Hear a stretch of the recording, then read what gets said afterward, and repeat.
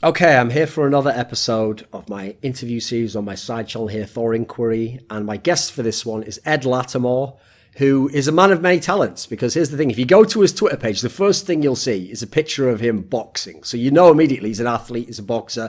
But then he also constantly throws in references to some like physics degree he's been completed for many years. Then the actual theme of his Twitter isn't to do with physics or boxing; it's about like life, like how to live a good life, self-improvement, philosophy on life. Would this sound about right? The sound sort of thing. Yeah, I'll go with that. Yeah, I like to say my Twitter doesn't really have a theme, but if I had to give the theme, that would be the best description. It's a pretty broad one, so it's a pretty cool one to have, right? Here's what I wanted to ask is, since obviously, like, the story does start to some degree with the boxing aspect, because one thing I noticed, and this is something which maybe isn't as well known to people who aren't athletes, is because athletes have this perception, like, and maybe it comes from school where people think you're either, the academic and the nerd, or you're the athlete and you're just a jock and it's just about your physical ability, so basically dividing it up like the mind and the body. A lot of people naively think that athletics and obviously combat sports are they're almost like caveman behavior, they're just fighting and they're just athletic. It's just about, who's stronger, who's bigger. Whereas anyone who follows any sport, especially like a 1v1 sport like boxing, there's a lot of philosophy here. Obviously, just the mindset alone to get to the top contains a lot of interesting insights that someone could apply to their life that has nothing to do with sports, nothing to do with... And so people have learned these over the years because, we've all watched like feel-good movies about sports that give you some message. But people generally haven't done as good a job of translating kind of the wisdom you can get from that. And I noticed that this is one of the things that, even if it wasn't what started you on it, it seems to have... Like, in some ways, wasn't doing the boxing. Weren't you always thinking about self-improvement and mindset even before you consciously knew it? Absolutely, because here's the thing. When I started boxing really as a way to improve who I was. I wasn't one of those kids who, first of all, I started boxing at like an ancient age. I started boxing at 22. I didn't have my first fight until I was 23.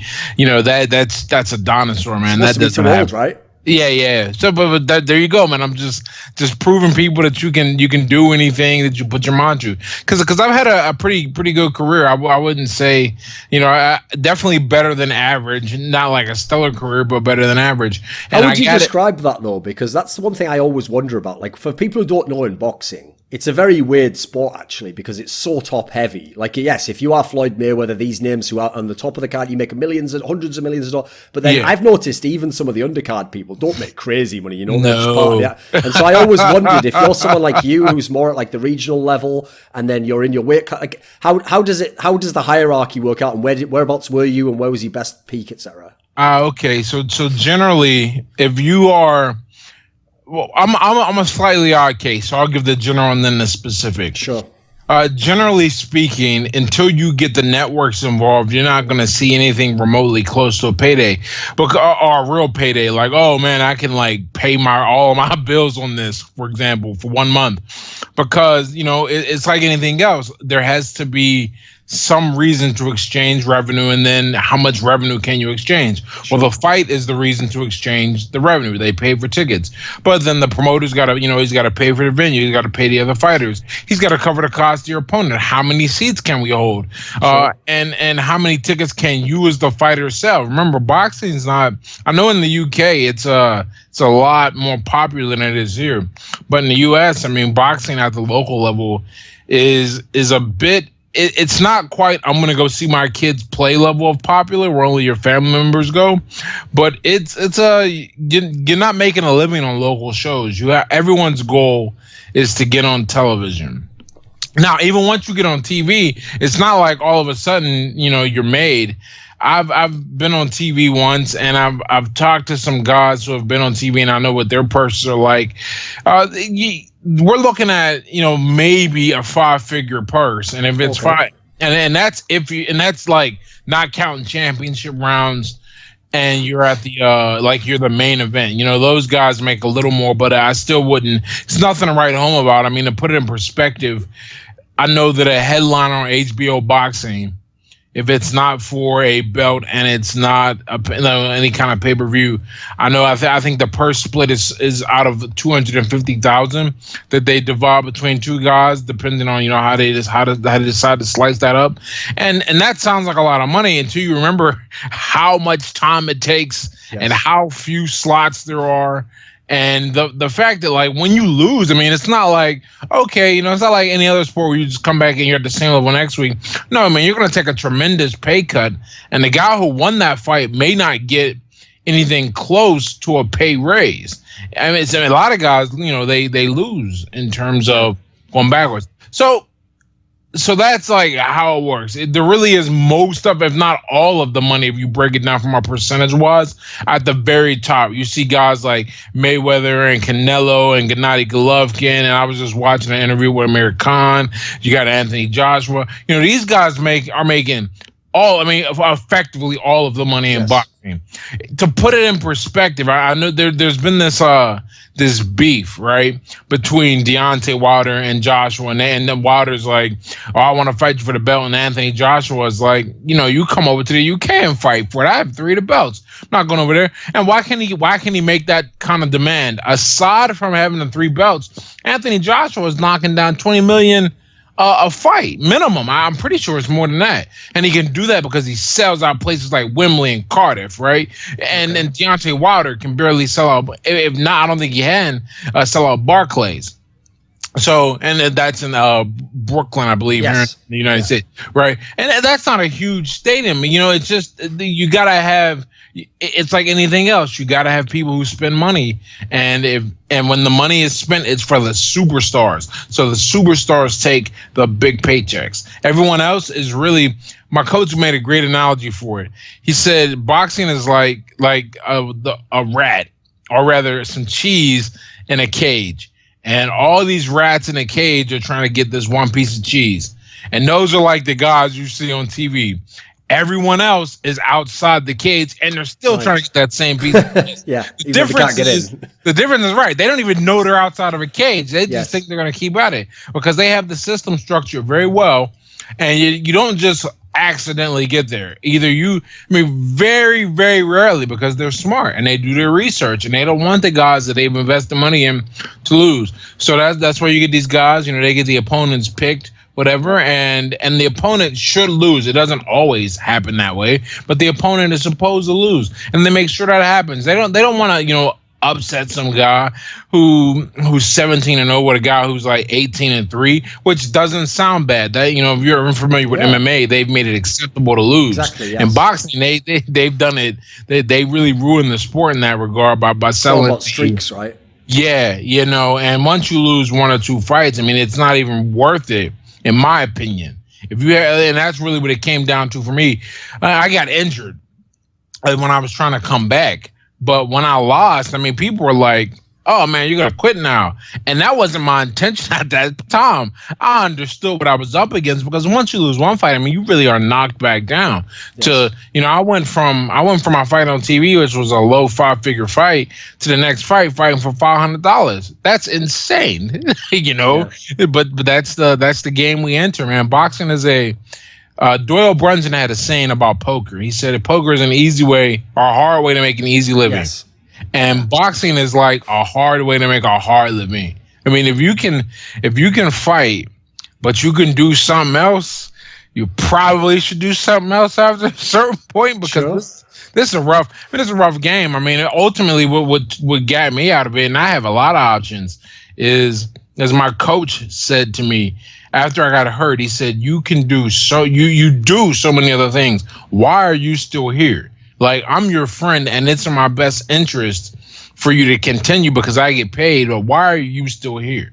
And I thought about him and say, hey, man, this guy, he's my friend, But that's the game. Boxing is just a rough game. Well, here's the thing. When you've built it up there, this is actually good tone to set. Because as you said, I want you to pick that story up again of like why the boxing route also was about self-improvement. Because what's good is everything you're describing now is a great parallel to the real world. You know what? The real world is Part of it's about selling yourself. It's about politics. It's about the idea that when people don't believe in you anymore, you have to, it's even harder. Yeah.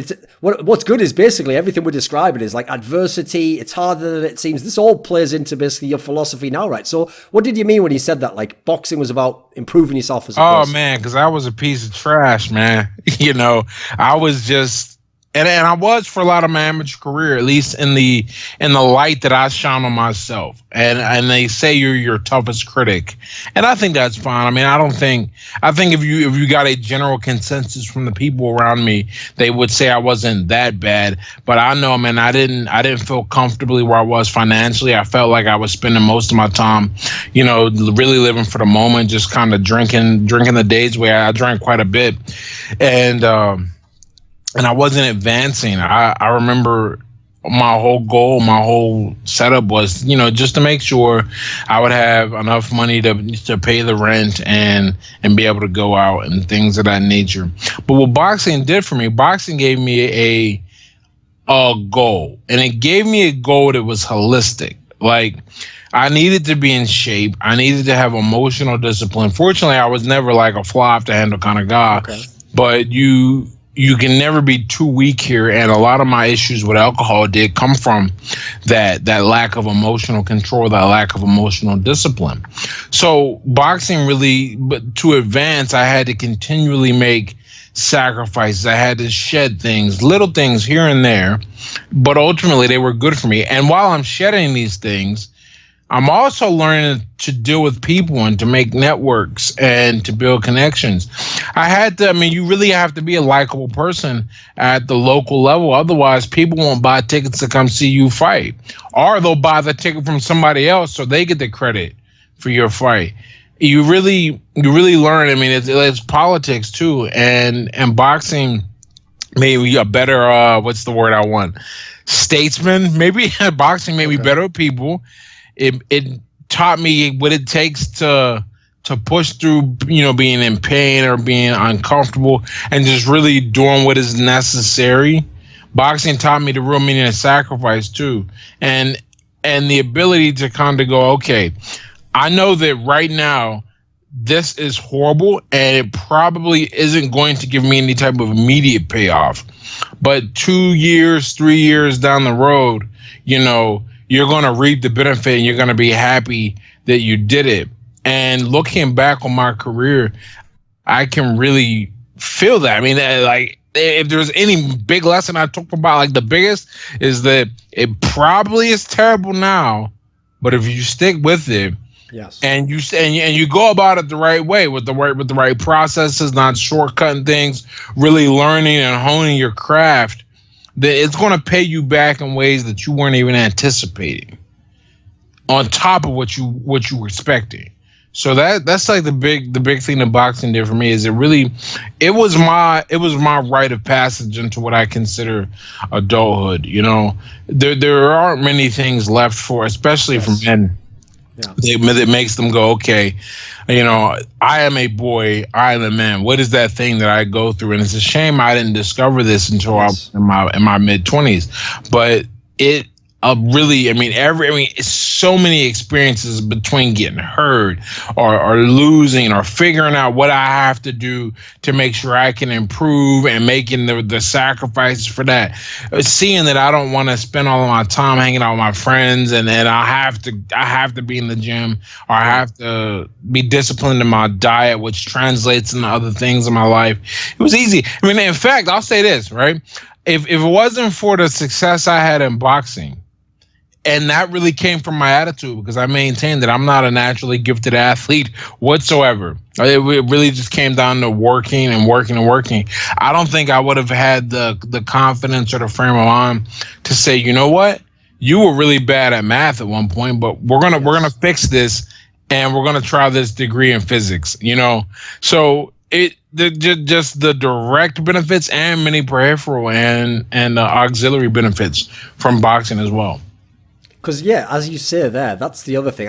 When I joked that you reference it every now and then, clearly you're not going to become some world-famous physicist. You're not going to be an academic in physics. But No. this is another challenge, right? So why physics specifically? It's because when you were young, you weren't good at that subject? It's pretty good. Here's the thing. If you want to test yourself mentally, pick the thing you're bad at, right? Oh, goodness. And no, I was not worse at anything than math coming up, for the record. Why did I end up in physics? Well, originally, so the story behind me going back to school, I didn't go back to school until I was 28, 27. I think I enrolled when I was 27, but my birthday is in February, so it's on my mind. I started when I was 28. So, okay. I originally started, I was going to go back for electrical engineering. That's like what I wanted to be. But I didn't choose that initially. I chose mathematics because when I was looking at jobs, because I was very dissatisfied with my earning potential. In fact, I remember when I decided to go back to school, I was working in a cell phone shop, closing a store up in the middle of the winter for like $10 an hour. And I had to be back the next morning, and I was so unhappy. I was like, okay, this, whatever it takes, we got to move past this. It's kind of that grit you develop from boxing. Yes. I was about to apply it to my mind. And I said, okay, I'm going to go and I'm going to study math because all the jobs I look up that pay well seem to have math involved. If I can get a degree in math, someone will hire me. Well, I also had another problem. I didn't have a way to pay for school. So what I did was I joined the military. And I joined the military, and they give me the money, but the job I had in the military, I was a 94 Alpha, which translates into a guy with a lot of electronic skill. I don't know how they have military occupational specialties in the Okay. You're on the other side of the pond, right? Yeah, UK. In the UK, yeah. I don't know what that translates to, but there are different jobs, and mine was with electronics, so I had to go through a school to teach you electronics. And I went through the school and I was like, this is what I really want to do. This is great, electrical engineering, right? So I went back to school and I started the course for electrical engineering. And part of that course is a 2-semester load of physics. And in my first semester of physics, I did a lab on kinematic motion, which is just the motion of an object under no other influence than gravity and its initial angle and velocity. Okay. And where my projectile, where I thought it would land, where I worked the calculations out on paper, that's where it landed in the physical world. And I said, wow, okay, This is like magic. This is what I want to study. So I found a school that actually had a joint program, electrical engineering and physics. And I'm going through that. I get into the program. I actually got a scholarship to the program because I got a 4.0. I graduated with a 3.98 from a community college, the 2 years. And I go, and I realized I really want to be done with school. And then I realized what the power of a physics degree was, too. I didn't really understand just how versatile and somewhat sought after that degree is. Yes. On top of that, I was just learning. I had just published my first book, and I was learning all the ropes of internet business and how to make money online.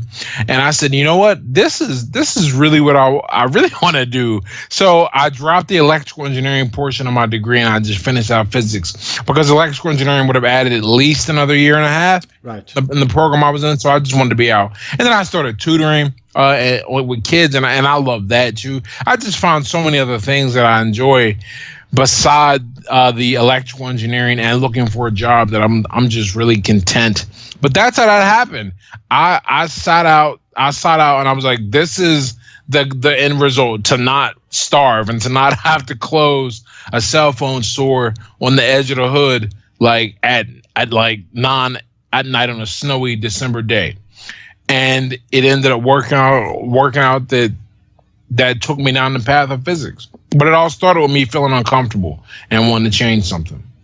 Yeah, exactly, which is a great place, because obviously everyone wants to believe it's something like, some childish idea like, oh, you had a boxer that was your favorite, or you had a dream of doing it. But actually, I think the best reason to do something is adversity. It's that things aren't the way you want. It's that life's shitty, and you know what? You don't see any way out, and so we've got to improve things until there's a way out. Oh, for sure. Because I do this all the time, and I tell people this whenever I give talks or whenever I'm one-on-one with somebody. I say, look, the thing that I remember most about this point in my life, but I will say 27 to 28, when things were like at the bottom, right before I went on this journey up a hill. I mean, that's what it was. It was hard at every single step of the way.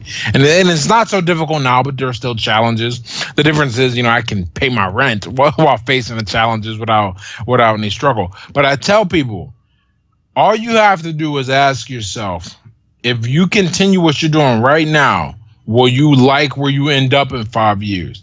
And that's going to require some honesty. And I had to be honest with myself. And I sat and I said, I'm not going to like the person I am. I won't be respected. People aren't going to take me. I'll be a joke. And in every way, shape, or form, because I didn't have any. I had been boxing for a while, and I actually had a good amateur career up to this point. But I had no prospects for earning money. I had nothing to my name that showed, okay, you had time on this earth other than my boxing. I hadn't applied myself. I wasn't living to anything close to my potential, and I wanted to be more. And so that's what like you said, man. I wish there was some great pie in the sky inspiration story. But the reality is, I was getting $200 a month plus some unemployment from California that was about to run out, and I was down to my last dime, and I said, this is no way to live. I'm smarter than this.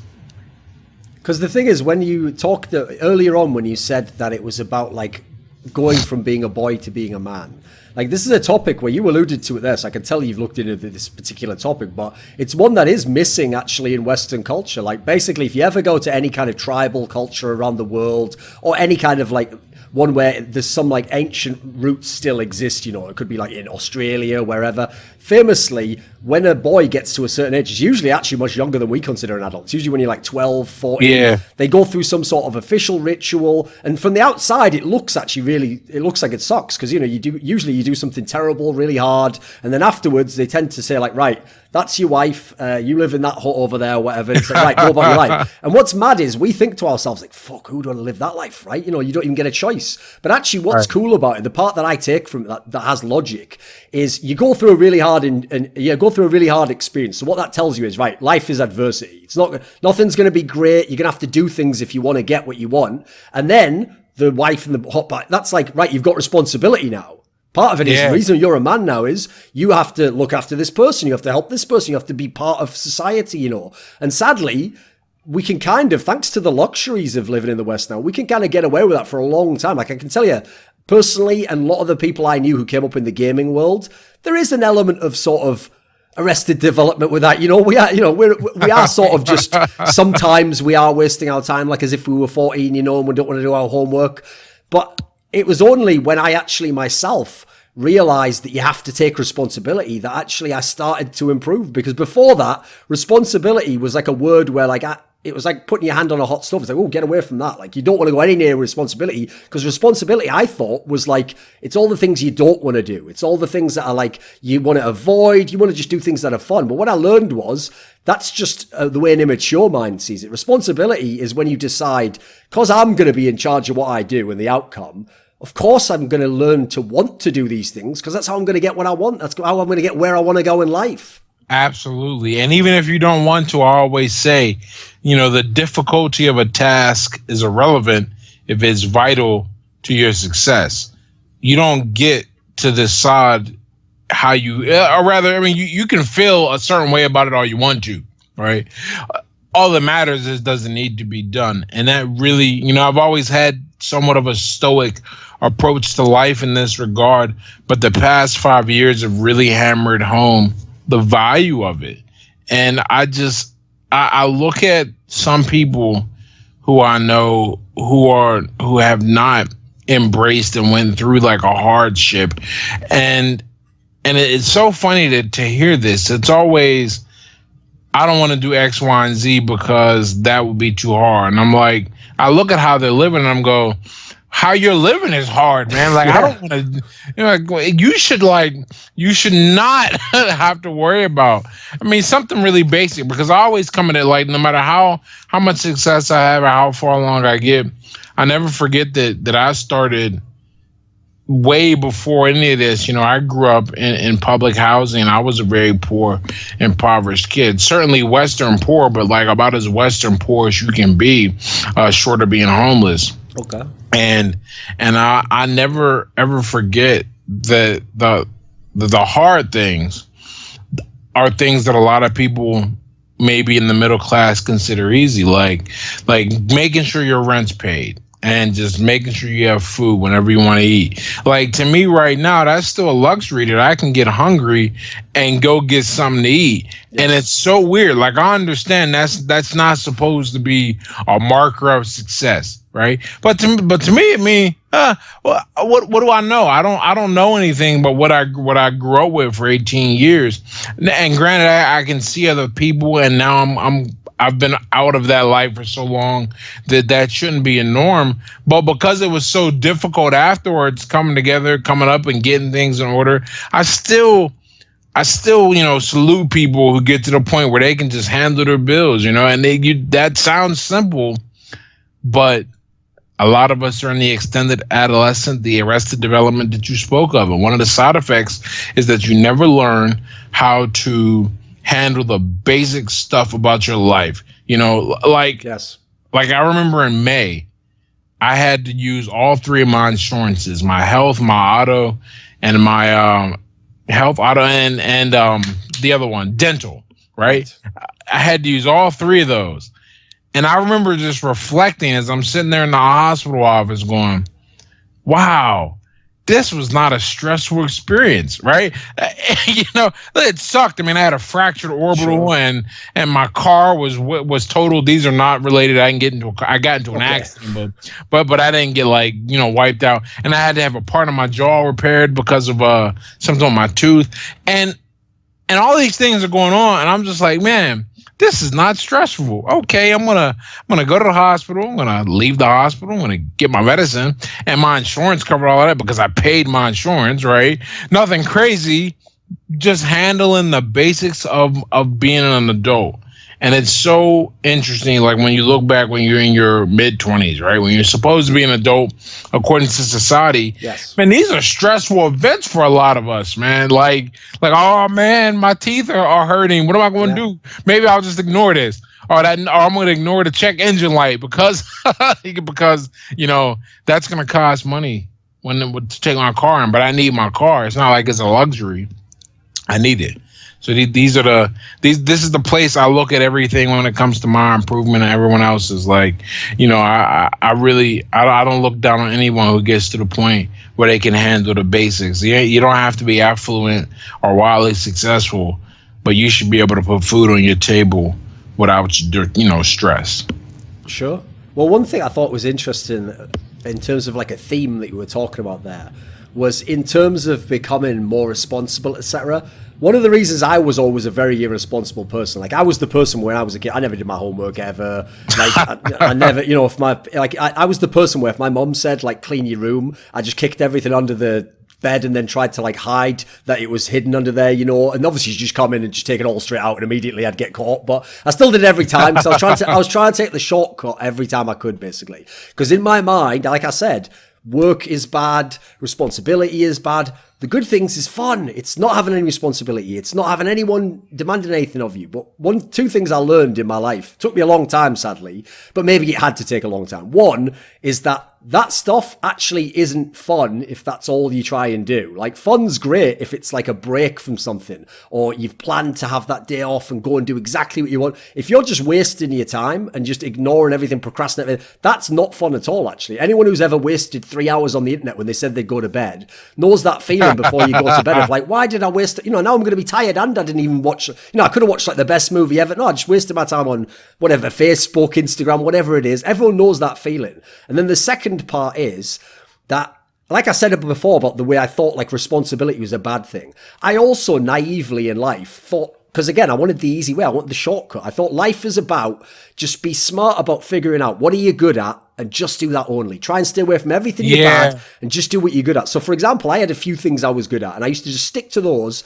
And I tell you what I learned, and it's something I've seen happen again and again in the field I cover, esports, is if you have a natural talent or something comes easily to you, you will never be the best at that because you just take the natural talent and you don't apply hard work even to that. So you just get good to a degree, and then if you're not better than this other guy, you go, well, he's just more talented. And if you get Yeah. good, but you don't make it as far, again, you're not taking responsibility. So to you, life's happening. You go, oh, I was unlucky. Or you know what, it's bullshit. Like the politics, I should have been better than that. And you become the person you don't want to be. Whereas the second you start to take responsibility, like for example, you think to yourself, well, actually, this guy who's beaten me, you know what, maybe he is faster than me. Or maybe in this area, he's got a head start. Maybe he had more money when he grew up, you know.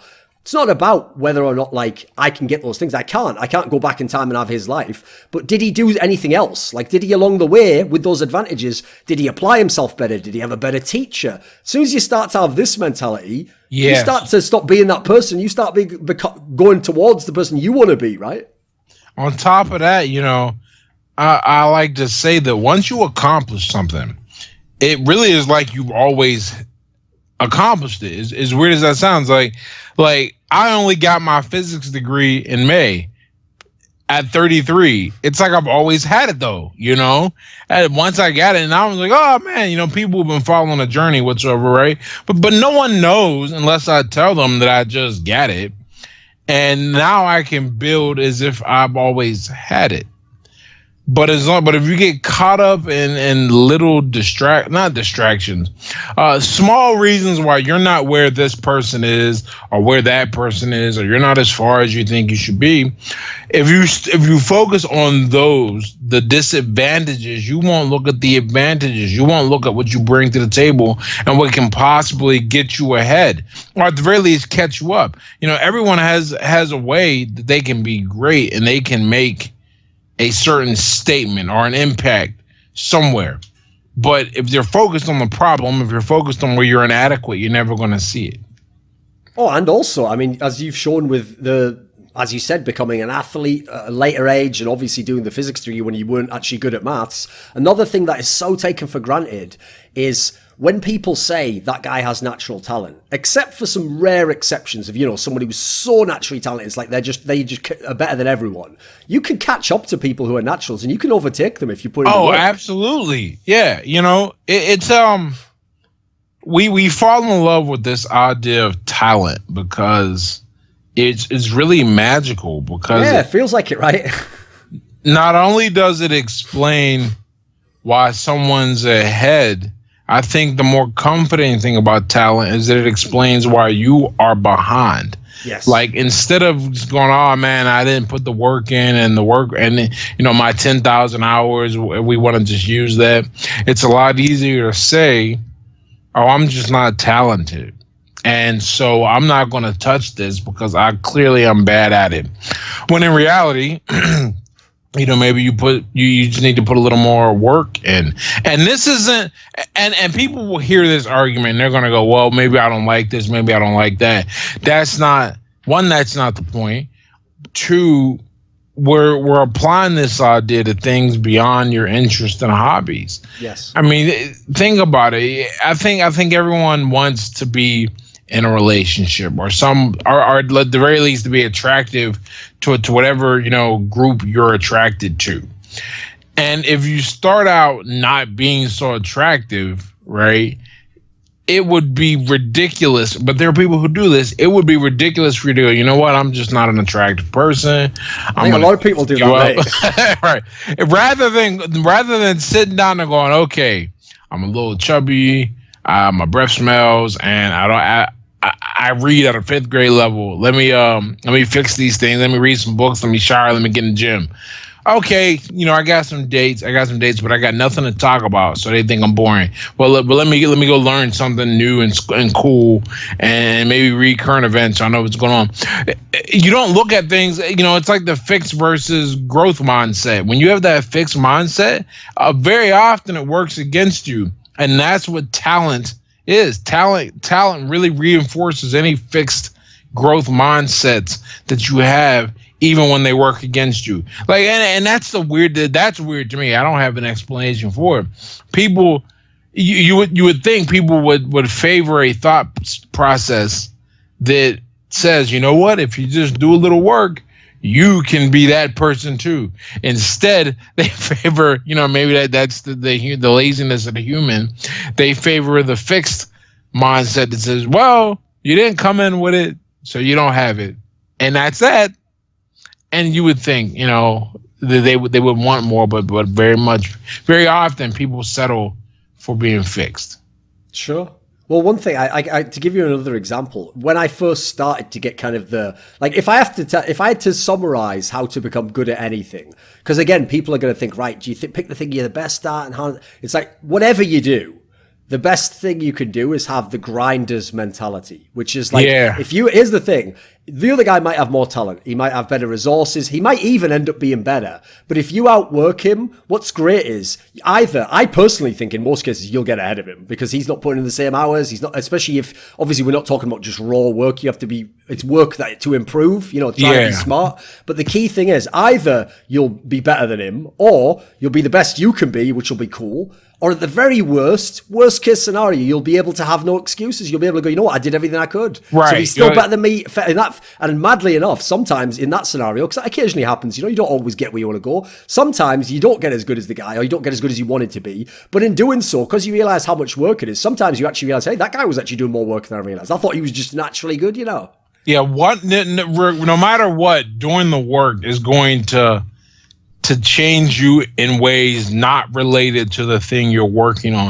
And it's and positively too. It's gonna change your mindset and your perspective and the way you see the acquisition of skills. Because look, I don't have like a huge amount of anecdotal evidence on what I'm about to say, but I have enough, just a small amount.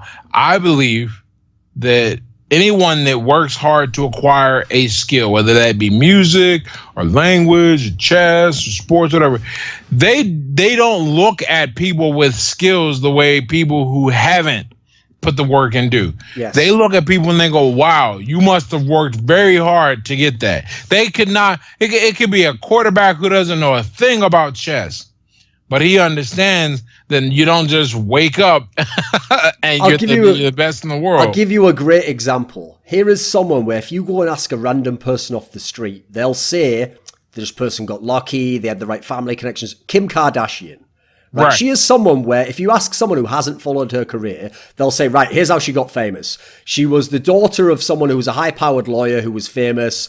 She had, so she understood the concept of fame, and then she did a porn video, and that made her fame, and then she just parlayed that, and then, blah, blah, blah, got lucky, and then somehow she's selling all this stuff. No, if you look at her career, listen, I don't imagine she's the smartest person or whatever. She definitely has put in fucking hours marketing, figuring out how to sell her image, being very careful with what she does, what she doesn't do. I wouldn't do what she does, but I respect the fucking hustle. I respect what it probably took to get there. Absolutely. And that's another thing too. You stop being a hater. Yes. You're able to just look and go, you know what? I don't understand it, but here's what I do know. Most people haven't accomplished it, so there must be something to it. Something difficult, something that weeds people out. And so this person makes it. In the Kim Kardashian example, I mean, you can come up with so many counters, but at the end of the day, how many Kim Kardashians are Kim Kardashian-like people? There's plenty of people tried to put out a sex tape or tried to, big up their name and sell products. They're nowhere near where she is. Right. It can't be luck when you succeed 20 times in a row. To be fair, she might have failed a few times, but I don't know. That's how successful she's been, Yeah, and it's great this way. I really like, I don't like, that's the wrong word. Respect. I'll go with respect. I really respect a lot of what I see in pop culture, because there obviously is, I don't think there's an element of luck per se, but there's a circumstantial there's a circumstantial factor, I think there are more people when the internet exists and they're able to, and they're more receptive. But at the end of the day, I was looking at, I don't know if you're familiar with Meghan Trainor. She made that song, Bass No Treble, right? Okay. And then she had another song that was, and they were catchy songs. And one day I almost caught myself hating on her. And I went instead of hating, I went and Googled her career. I just looked it up, and I was like, man, this person has been putting in hours in the studio back when I was just playing in grade school. Like when I was her age, she was putting in work, And that changed. I was like, you know what? before I hate on anybody, I'm just gonna be like, boom. And to get to that point, of any type of massive success where you're able to live off of the skills of your, off of your skills. Period. That there's not. I can't hate on it. I can't hate on it because I know what it takes to get there. At the very least, I know what they've put in. I know that most people aren't going to do it. So yes. I don't want to be like most people, and because everyone's a critic, man. They think they know, and of course. Well, as you said before, that is really also the other side of the talent thing. It's always presented as a good thing, like as though they're giving you a compliment. Hey, you've got a lot of talent. But really what they're saying is, oh, it was easy for you. So the reason why I'm not as good as you is because I don't have the talent. So, bad luck for me, So in a mad way, they're actually dismissing both of you. They're dismissing their own chance to do it. Oh, yeah. Dismissing the guy who accomplished it. Because again, another thing I learned a long time ago is like, okay, if someone started this interview and they heard me mention you have a physics degree, they're going to think, he's obviously just good in maths and physics. Like, that's the whole point. It's the opposite. They wouldn't know that because they don't know what it took to get there. But once you have it, they just assume it was easy. Yeah, exactly. It's really interesting. You can always tell when you're talking to somebody, as I say, in the game. Now, whatever game you're playing is not relevant. What is relevant is that they, even more so than the person who's accomplished something outstanding and recognizes what it takes to accomplish outstanding things. This is someone who's accomplished something in the field or the subset that you're in. And this is why, right? This is why peer respect is the most value respect when it comes to anyone. Look, man, 1,000 people who don't know a freaking atom from an electron that can compliment me on acquiring a physics degree, and I will appreciate that and thank them.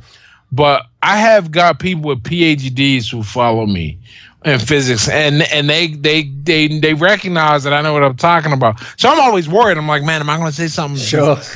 Right? But and one guy, like, he had a chat with me about relativity. But here's the thing, right? Relativity is not a slouch subject. The mere fact that he felt like he could reach out and talk to me about relativity, sure. I was like, okay, this is respect from the peer, right? This isn't some random person or like if another boxer recognizes that you can fight. That is high level stuff. You're like, okay, I feel good about these compliments, The funny thing is, when you say that, like, you took these challenges on, especially the physics one, obviously, because there's a very obvious benefit to it getting improved in that area, which is if you've always thought to yourself, but I was never good at maths, and then anytime maths comes up in life, you feel uncomfortable, and it reminds you of the fact you're not good at it. This is all going to contribute to feeling like shit, to thinking you're shit, to thinking you can't do anything. So the funny thing is, again, people want to run away from their weaknesses towards their strengths. But actually, I found the same thing. So my initial skill was I was like really interested in details about things. Like, I used to love to collect comics or to collect things like for example, when I was a kid and we didn't have a certain TV show and I heard about it and then I've started to see a few episodes at someone's house, I'd be like cutting out all the clippings from the magazine and the newspaper and waiting for it to come on and stuff. That's like, I'm a nerd by default, right? So my job initially started with being a nerd. It's like interviewing people, knowing all the details. But one thing I actually was terrible at was I wasn't good at all at like people skills, and I wasn't good on camera. And now that might sound crazy to someone who's watching this who knows me from esports, because the majority of my success and probably the most money I've earned comes from having an on-camera character. And most people would think I'm extroverted or, outgoing or whatever, but I'm actually not. That was my weakness. And what I learned was once I worked on my strength a bit and I saw like how you improve, how you get even a fraction better, I actually had the realization, yeah, but I'm always going to think, yeah, I'm good at that, but I'm terrible in this other area. So until I work on that other area, how am I going to get to the point where I feel like a complete person, to where I feel like I've moved on? And, and what I learned very quickly was the lessons that helped me in my natural strength can all be applied even better to the thing I'm terrible at, because I'm so terrible at it that improvement's going to be very easy. It's like if you weigh 400 pounds, losing 100 pounds, listen, it's going to be hard to start, but you could lose that 100 pounds way quicker than I could lose 100 pounds now, because I'm closer to the ideal one. So actually, if you invert the mindset and you go for the thing that's your weakness, That's actually the most rewarding thing I've found. Oh, and on top of that, the aside from like the immediate, like you said, the 100 pound guy, right, going from 4 to 3. Imagine how motivating that is for the next thing that you try to do. Yes. You know, because it does spill over, right? Oh, for sure. You know, when you're working in your strengths, you're like, okay, I'm good here. So how much of a difference, how hard was it really for me to work? But when you got to put your mind someplace where you are uncomfortable and you don't enjoy it and you can excel, or the really you can improve and you can force yourself to do what it takes to improve, and you feel like the man. I mean, you really feel like there is nothing you can accomplish if you put your mind to it. You know, that is the greatest benefit of taking the way you improve and applying that to some place where you're not naturally strong, and you maybe have resigned yourself for a long time to thinking, okay, this is just where I'm not going to be good. Yes. And that is the greatest benefit to me is that now, after going through this very difficult and very challenging degree and being on the brink of failure sometimes through it, and really shoring up my weaknesses in math that seemed to be good, then came back, and then I had to work harder, I feel like I can do anything. And whether that's true or not is irrelevant. What is relevant is that I think that I'm going to approach everything that I am attempting to do with that mentality from now on. Yes. And plus, the thing is, there's a great quote. I know Joe Rogan's mentioned it many times on his podcast, where there's this Japanese swordsman who was a philosopher as well. It's called Miyamoto Musashi. Yes. Yeah. And he has this awesome quote that says, if you know the way broadly, you will see it in everything. As in, if you know like the way to live, the way to improve, the way to work, you'll actually start to see as you move into the next field, shit, a lot of this applies. And so it's like the difference between the terms. Okay, so in my game, people often confuse the word strategy and the word tactic, right? So they think that a team that's very tactical, they say, oh, they're very strategical. And the difference generally, basically, is strategy is like the big picture. It's like, right, I want to be like very aggressive in this way, or I want to like improve very quickly here. The tactics, like the specific detail. What are you going to do like along the way? What are the steps to make that happen? And so what I would describe it as is the strategy moves from every field. If you want to improve in every field, get good in one area, take your blueprint and start to go to the other one. Now, yes, the tactic, the specific thing, obviously if it's boxing, you're going to have to jump rope, you're going to have to run upstairs or whatever. If it's talking to girls, the equivalent to jumping a rope and walking upstairs is go up to a girl, say, hello, what time is it? Ask her what she's doing on the week. You know, it's like the tactic's going to be different, but once you get this mindset, it can apply to anything. Now, you might not be the best at it, but you could definitely be a very, very much better version of yourself in that area. Yes. You know, I always say, at first I didn't know that was Musashi's quote, but I love that. My version is I always tell people how you do one thing is how you do everything. Yes. And once you can, once you understand what it takes, for example, to improve in boxing, and this is one of the ways I got better at math. I mean, to be honest, I said, all right, I know what I have to do for boxing. I know that I was terrible at certain punches, and I broke them down to the smallest part that I could do, and I just got really good, and then I linked together, and I just practiced continually. And then I did that with math. And it worked, right? And I was like, "Oh, great!" So I took that mentality from math, and I've been applying it now. I've been on this heavy kick where I've been learning Spanish. I just got back from Colombia, and I probably like 3 weeks ago. And before I left, I was working really hard, and then I get to be in Colombia, and I get to apply one of the ideas that I take from learning, which is, this whole real world immersion with instantaneous feedback. In boxing, we call that sparring, Sure. But for language learning, that's just, immersion. And I do it there, and then I get to come out and what I learned, and now I'm working with my tutor again. And just more and more, I'm applying it. It all started with boxing, and now I get to apply it to other things, to math, to physics, now to Spanish and chess. I guess I'm working really hard on my chess game. Have competed in 2 tournaments and placed well in both of them, and looking for. I don't know when the next one will be, but it'll be hopefully before 2019 or before 2019.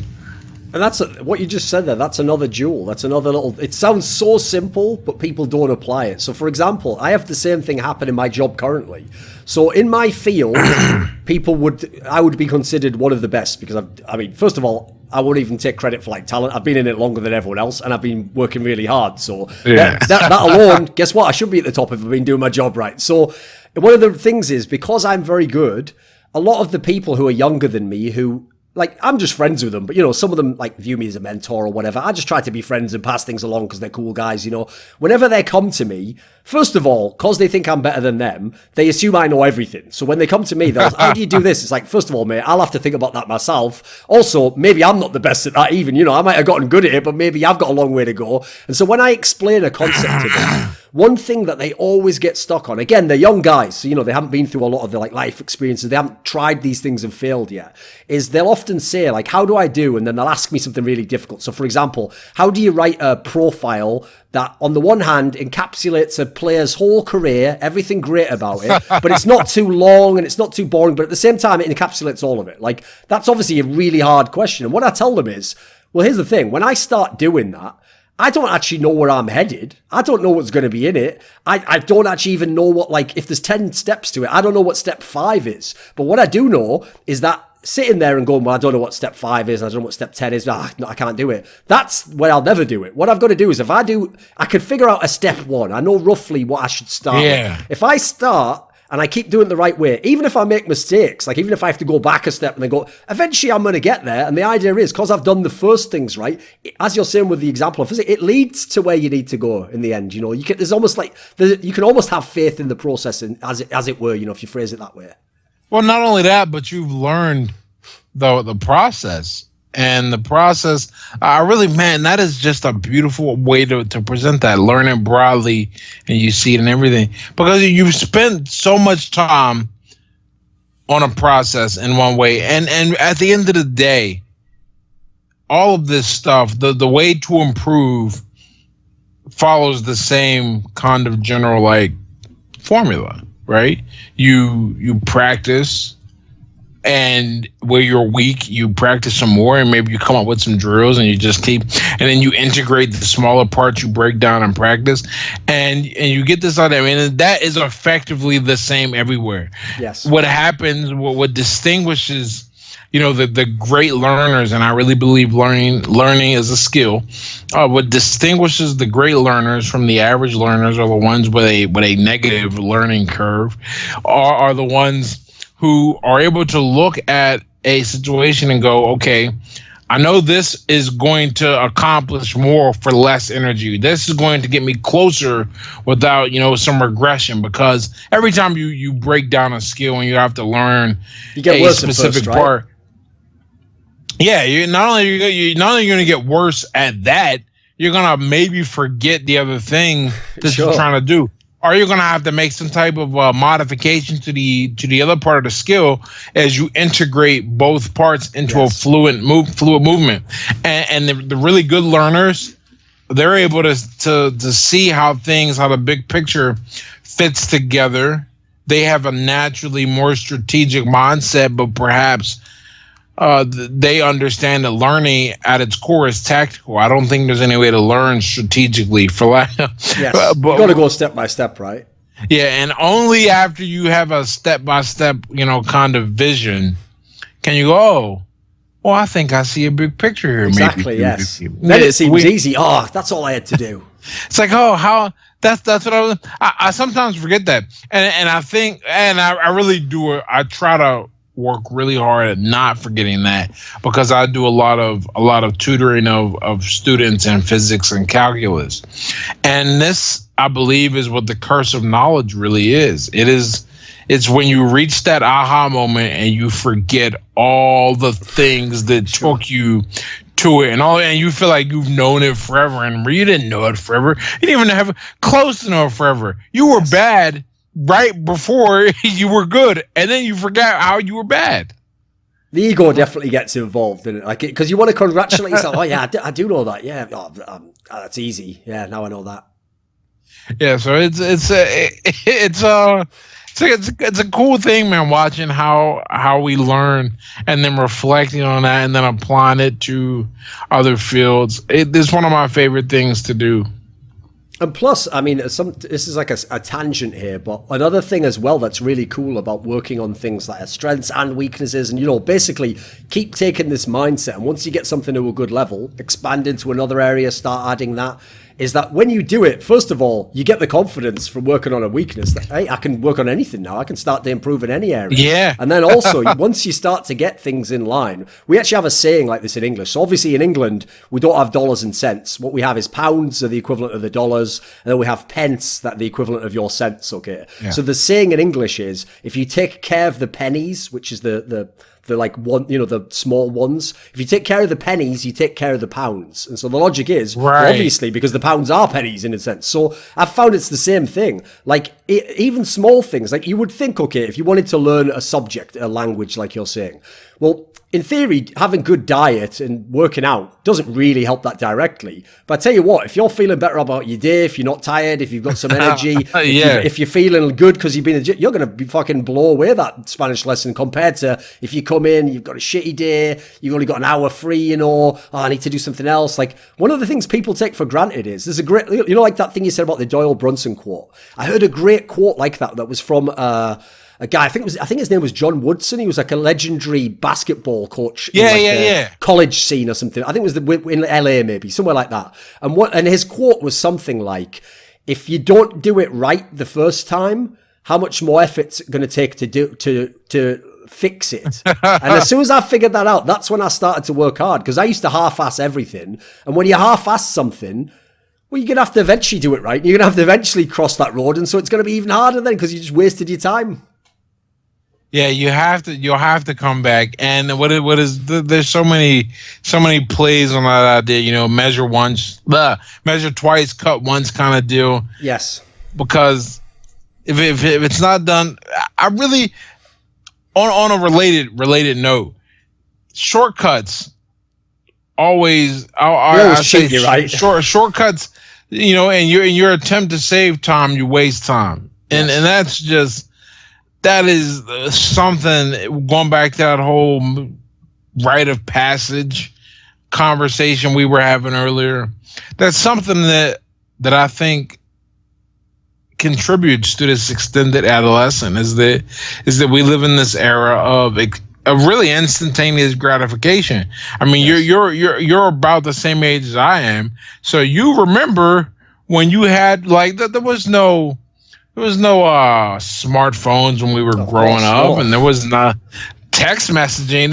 I was the guy that was like, what the hell is a text message? And I'm not like an old fogey or anything. I didn't adapt to it. The point is that we didn't grow up with it, but now the world is instant. It's so instant, and that's changed our perspective of how long things should take. And we want everything to be fast. And then we see people living the lifestyle, and, you know, I don't know if you're on Instagram, but Instagram cracks me up, isn't it? because you can look at Instagram, and in 1 minute you can see the girls you think you should have, and the place you think you should live, the cars you think you should drive, and you're like, man, these guys got them. I see pictures of them, and because the way our brains work, our brains are really bad at telling the difference between reality, of course, and like an image. That's kind of why scary movies work, right? Yeah. Because you can be convinced of some terror. Especially if you want to believe it. Oh, for sure. Exactly, right? And you want to believe, of course, that fantasy. You want to believe that fantasy is right within, you know, your reach. And then you go to do what it takes to get that. And all of a sudden you're like, oh man, this is really long. This is hard. I don't want to do this. I don't want to touch this kind of stuff. I'm going to leave this alone. And so you're left selling yourself short. And I think there are a lot of people I think there are a lot of people who are not getting anything close to what they want, not because of lack of talent. I think if they really sat and applied themselves, they would blow it out the water and probably get there faster. Yeah. But because it doesn't come instantly, and we live in this instant gratification generation, then they don't want anything to do with it. Plus, I'd even tell someone, like, if, like, for example, let's say you do what you're saying there. You scroll in your Instagram feed, you know, you've got the guy, the rapper you look up to, the sports star you look up to, you got the woman you want to fuck, the girl that you used to know at school that's got all the hot pictures that you couldn't get with, you know. It's like everyone's feed's like this, right? So you got your feed, you're scrolling it all. Even if you look at the picture that shows the thing you want, half the time nowadays it's fake anyway. Like, they haven't even taken a shortcut. Like, for example, one thing I love about Instagram is, I gave the Kim Kardashian example earlier. Every girl on Instagram, it feels like, it doesn't matter if it was the girl who was the nerdy one at school, they're all wilding out. They're acting like they're Kim Kardashian. Like, every picture's her on holiday eating some watermelon as though she's in the Bahamas or something. You know, when she's at the shop, she's looking at the best clothes. Like, you don't even know if she buys those clothes. You don't even know if that was the trip she worked a dog shit job 10 hours a day just to go on to take that picture to look like she's living the good life. There is no shortcut, really. I mean, you can give the illusion of it like that. To be fair, if you want the fake shortcut, make your own Instagram and just go to your own backdrop and do that. You know, that's the shortcut, I guess, because if you want the real thing, it's going to take work. Yeah, and you know, these kids today, they're not going to know. Or they won't know another world. They won't know any world outside of this instant connectivity. You know, I was looking at some stats about the way we spend our time. And turns out, I couldn't wrap my mind around this, and then someone broke it down for me, and I was like, yeah, I guess I can see how that's possible. Turns out the average person spends 5 hours a day on Netflix. You know what Netflix said? They said, and this is going related to the instant gratification. Okay. Netflix said our greatest competitor is sleep. That's some dark shit, right? Yeah. When you here's the thing. When you have all of this entertainment, right? When you're satisfied. You're not. I always say, you know, it might take a little more work. It takes a lot of work to have a great life. Yes. But you can have an all right life on like a $10 an hour job, man. Netflix is $8.99 a month. You got your little cheap rent. You know, the porn is free. Who needs a woman, right? And so you can get a lot of these guys, and this all ties back. More people stay in this extended adolescent because why not? Absolutely. Right. I really hate to, you know, I thought about this question one day, and I was just playing the devil's advocate, right? But I said, you know, why do I need high testosterone? Like seriously, because there's a whole thing on the internet. Everyone's like, you know, get your testosterone levels checked and make sure they're not low. Yeah. But I went and did it, right? And I raised mine, right? So before we go any further, man, I'm all man right here, right? But I asked myself the question. I said, what the hell am I going to use this testosterone for? I don't have to kill any intruders. There's no war coming. My food is cooked. I don't have to go hunt it. I don't have to build a house. What am I doing? Society has gotten to the point where it's so easy, right? That the things that we're talking about, because we are, I just literally just Googled you to see when your birthday was. We're in that generation where we remember a world of hardship, and now we're in the world of ease. And like unbelievable ease, and that ease is so comfortable. It's incredibly, like, I think I was just, you know, I remember I don't watch movies a lot in the home. One of my favorite hobbies is to go out to the cinema, right? And I was like, okay, what am I gonna watch? And between Amazon Prime, Netflix, TV Xfinity, Hulu, and Roku and YouTube, I did those, and then all the selection from there. Why would I do any work? Why try hard when all this stuff is free or super cheap?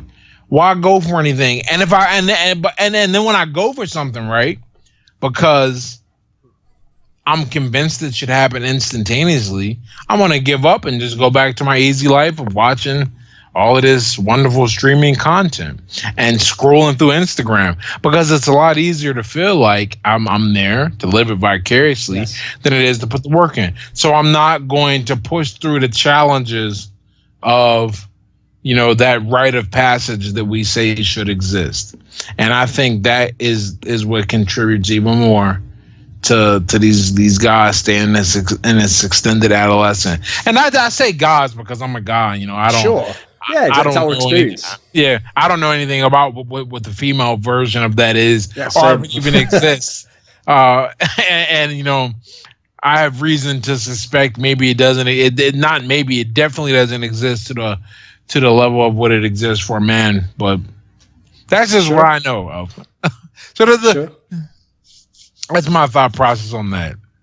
Well, okay, one thing I wanted to ask you about is this, and this is going to be, listen, if you don't know, right, in esports, one of the things I'm famous for, sometimes it hurts me, but it's one of my strengths, is that I ask the tough questions of people, you know. Like if someone lost a big tournament and they blew it or whatever, I don't like tiptoe around, what happened in that? You know, I will actually say, you know, people say you blew that game for your team. You know, you were the one who lost the game. How do you explain it? You know, now I always try to do it with like, you know, at the end there's a soft touch, like, you know, let's explain it, let's talk about it. Like, you know, there's no judgment, but I ask the tough questions. So what I want to ask you is this. At the moment, I don't actually live in the UK at the moment. I live in the Netherlands now, but I used to, for the majority of my life, live in the UK. And when I lived in the UK, one of the reasons why I actually didn't really understand what racism was or why race was an issue is because where I lived in the Northeast, first of all, there's no black people. Like there are Indian people and people who came from the Commonwealth of England, you know. But even then, they're just people who live down the road, you know. There was never riots and these race. You know, I didn't understand any of the stuff that's going on in America. So when I would hear all these stories, first of all, I don't know the experience of someone who's different than me, and I didn't understand what was the big deal. And so one of the things that I found was really alarming actually when I got on the internet and I saw a lot of the stuff, which obviously when I got on the internet was a lot earlier than now, but it was like the early versions of what you see now with Black Lives Matter and a lot of the racially incendiary topics you see in the news every single day. Like if someone kills someone, what race were they? If someone is the ones committing a crime, what race, you know, it's like, who was the race of the person the violence was done against? Everything's spun in this way and it makes it seem like there are these extreme problems in this sense, okay? But one thing I never understood is a lot of the people who as a result I'm seeing in the media representing African American people, because I don't know any, there's not many in my life. They've all got the mentality, the ones I see on the media, of like they are just a victim in every sense. Everything's against them. Everything, and not only that, it's simultaneously they're not just a victim. Obviously, someone has to be the one making them the victim, right? So everything that happens has to be a white person, or if you're a woman, it has to be a man, or if you're whatever you are, it's whatever you aren't is what's making your life that way. And even though I'm sure there are definitely scenarios where some people are experiencing that, and there's degrees to how bad it can be, but the problem with this whole thing is, if you have that mindset we talked about earlier, that's just the input of the adversity. And if you have the mindset of improving, well, here's the thing. If someone is being racist to you, you can't actually stop that. It's very difficult to stop. It's very difficult to change his mind. But you know what? You could still do something in your life to improve and break past however he's holding you back. However that race is stopping you.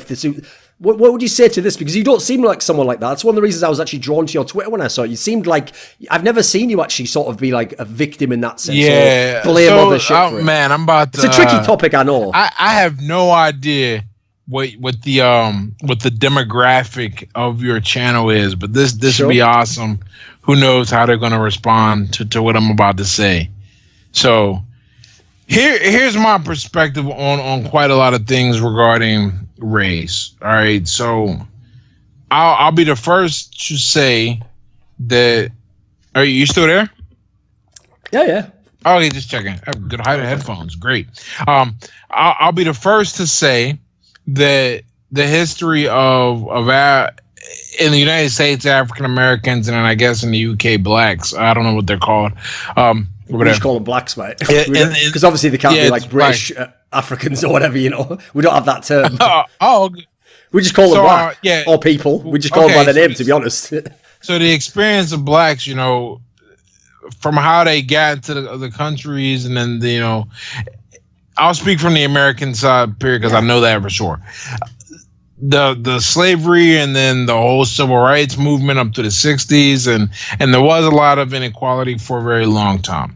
That no one can deny that. I won't deny it. I also won't deny that there are possible, or rather that, you know, one generation doesn't just erase that kind of thing, right? Sure. Like the children of the people who were slaves, man. They probably had it rougher than the children of the people who weren't. That's just how it is. With that said, right, now that I've acknowledged the fact that, you know, we had a hard road, and no black person is in America because they were like, oh, the boat's leaving, let me go pack my suitcase up and you know, make sure I get my room. Nah, that's not quite how it went down. We have lived, and they've done a really good job in this country, in my opinion, especially over the past 30 years. They've done a great job in this country of giving African Americans opportunities. More, I mean, to the point where, like, I mean, you really got to try to not have these opportunities. Now, whether you take advantage of them is that ain't my concern. What I'm talking about is what people say is that the system is against them, and it has been my experience that the system goes out of their way to not, because everyone's afraid of being called racist, right? Of course. No one wants to be called racist. It's the worst thing you can be called in the modern day. Pretty much. I mean, I think it's still worse to be called a pedophile. Sure, but that one's a bit more extreme, you know. Here's the thing: they don't tend to call you that if you didn't do anything generally, you know. Like that one's the difference is they might call you racist for nothing, you know. That's the difference. I think the subtle difference. That's a good point. But we live in an era. I mean, they really given a lot of blacks opportunities in this country, and there's a sharp division that's happening in the United States, and I don't know how much of it extends to the rest of the world, but there on one side there are people who think like me, who recognize the opportunities that we have, and they can see and think critically and go, you know what? While there are some people, whether clearly because I believe that racism in some forms, it's almost innate, and you have to be untaught. It's probably always gonna be by default in people, right? Like if you take out the race topic, it's just your group, people different from you. You have to learn to connect with them, and that there are differences, but we can get along. Like everyone has to do that anyway, right? We all did that when we were toddlers. It's just unfortunately on the race topic, it's such a tricky topic to do it with. It's not as simple. Yeah, and so there's always going to be people who there'll always be some small seed or whatever that gets there. But as a whole, I do not believe that as a whole most people are racist. Even no matter how you break it down, whether you want to break it down like a percentage of the population, or you want to look at most industries or whatever. Yes. I just don't believe it, and I think what is happening is that people are getting weak. Right? Not getting weak. And they're looking, and they look for every excuse they can. And on top of that, you got to remember too, the media is complicit in a lot of this. Course. They fan the hell out of something. I'll never forget a discussion I was having with somebody. It was somebody I was dating years ago, and it was when Trayvon Martin was killed over here in the United States. Yes, they went crazy with that story, didn't they? And you know, George Zimmerman has proven himself to be an incredibly low quality human being. But my issue was that the first thing the media did was report on the race of the killer and the person killed. And I'm like, yes. If they really want to unite the country, they'll treat this like a murder case. And, you know, if people jump to that conclusion, let them jump there. But the media chose to report it that way. And I was arguing. I said, look, I was arguing with somebody who didn't see it that way. They said the race was important.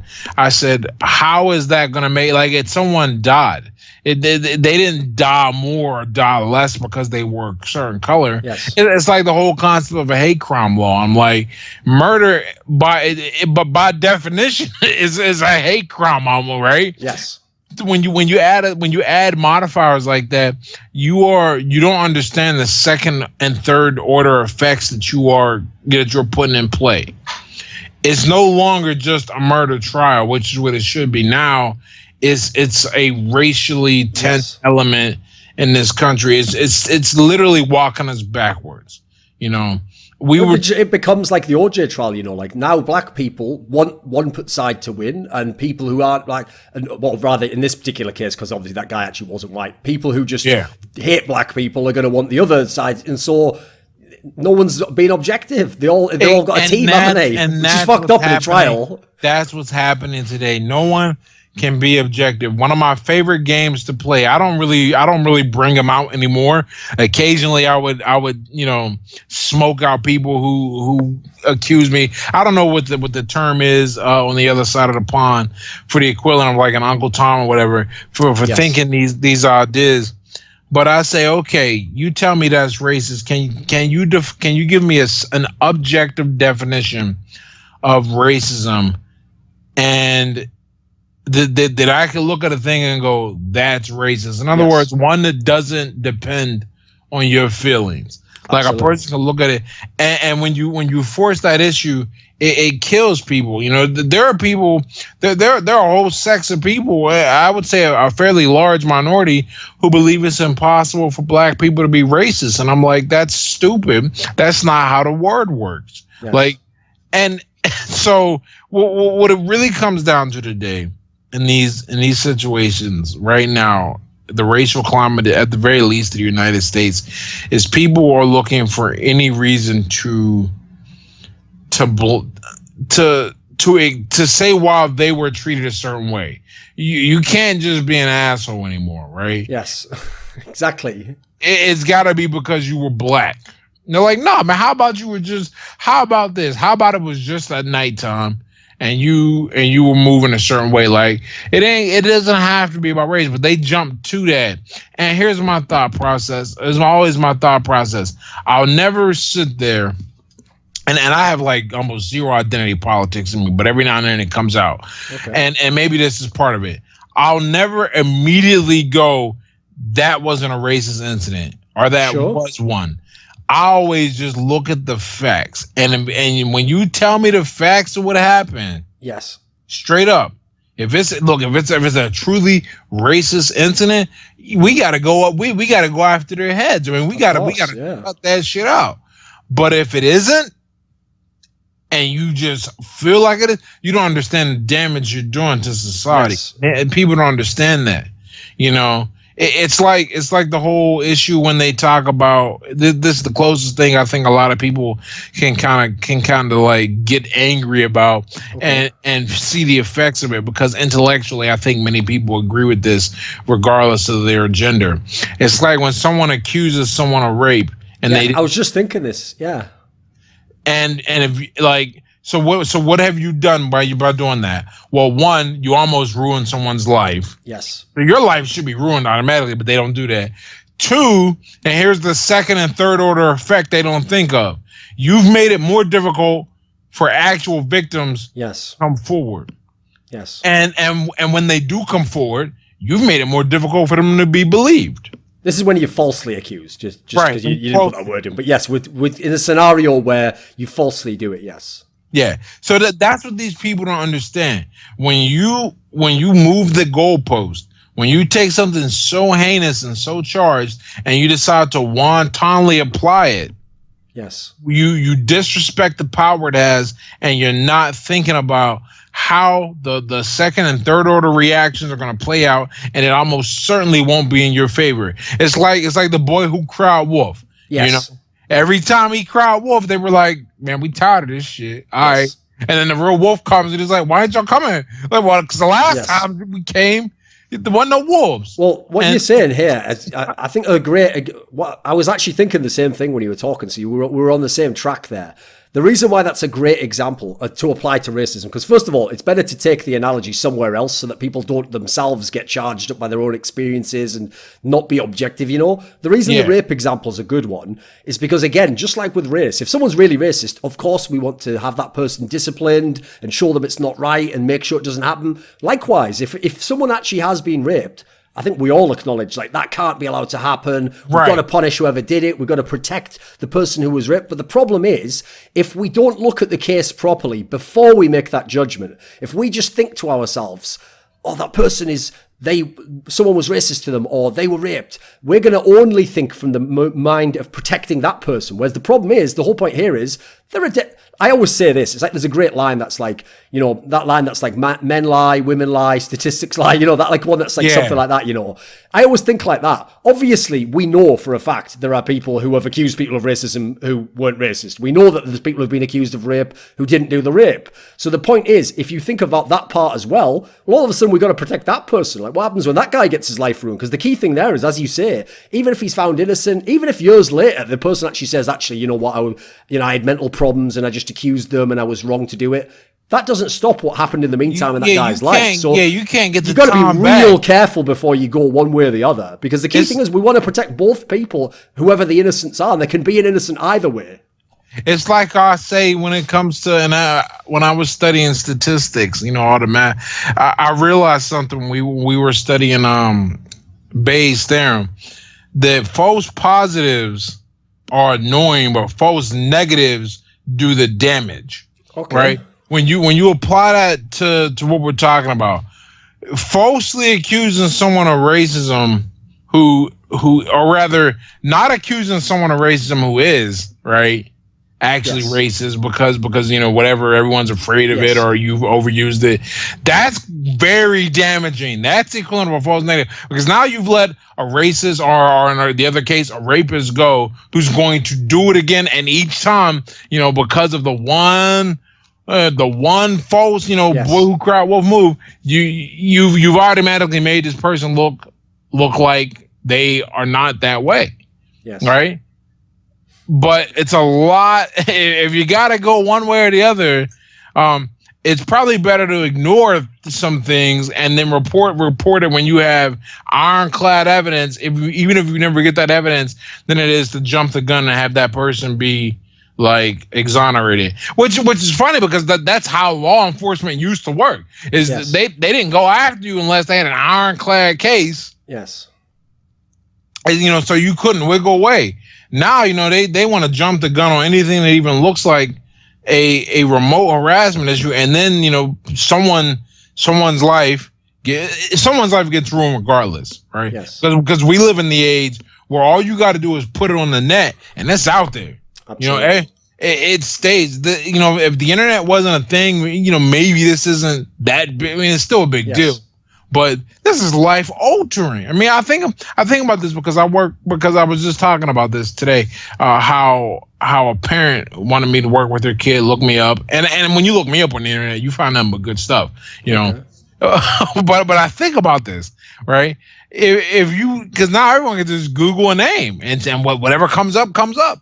Absolutely. And if what comes up, like for example, those guys at that school, I think it was Duke, maybe not Duke, some school. The point where the Rolling Stone reporter came and gave the false report. Yes, the woman who said she'd been raped. Yes. All when those guys get looked up, do you know how much? I mean, maybe they can do something about that, but there's gonna be someone who has it floating around in their blog or has screenshot links somewhere. You know, it's forever. And because it's forever, the damage is exacerbated, and it's not only exacerbated in the obvious way, like, oh man, this kid's reputation forever. You know, he's gonna have to explain that whenever that comes up. But it's also the other way, in that every time a real situation comes up, let's say something like that actually happens. Absolutely. The first thing someone's gonna do is they're gonna go, remember Rolling Stone? Like, you know, so and the rapist can be like, yeah, remember Rolling Stone? We you know, so it's society is going down a bad path with this thing, man.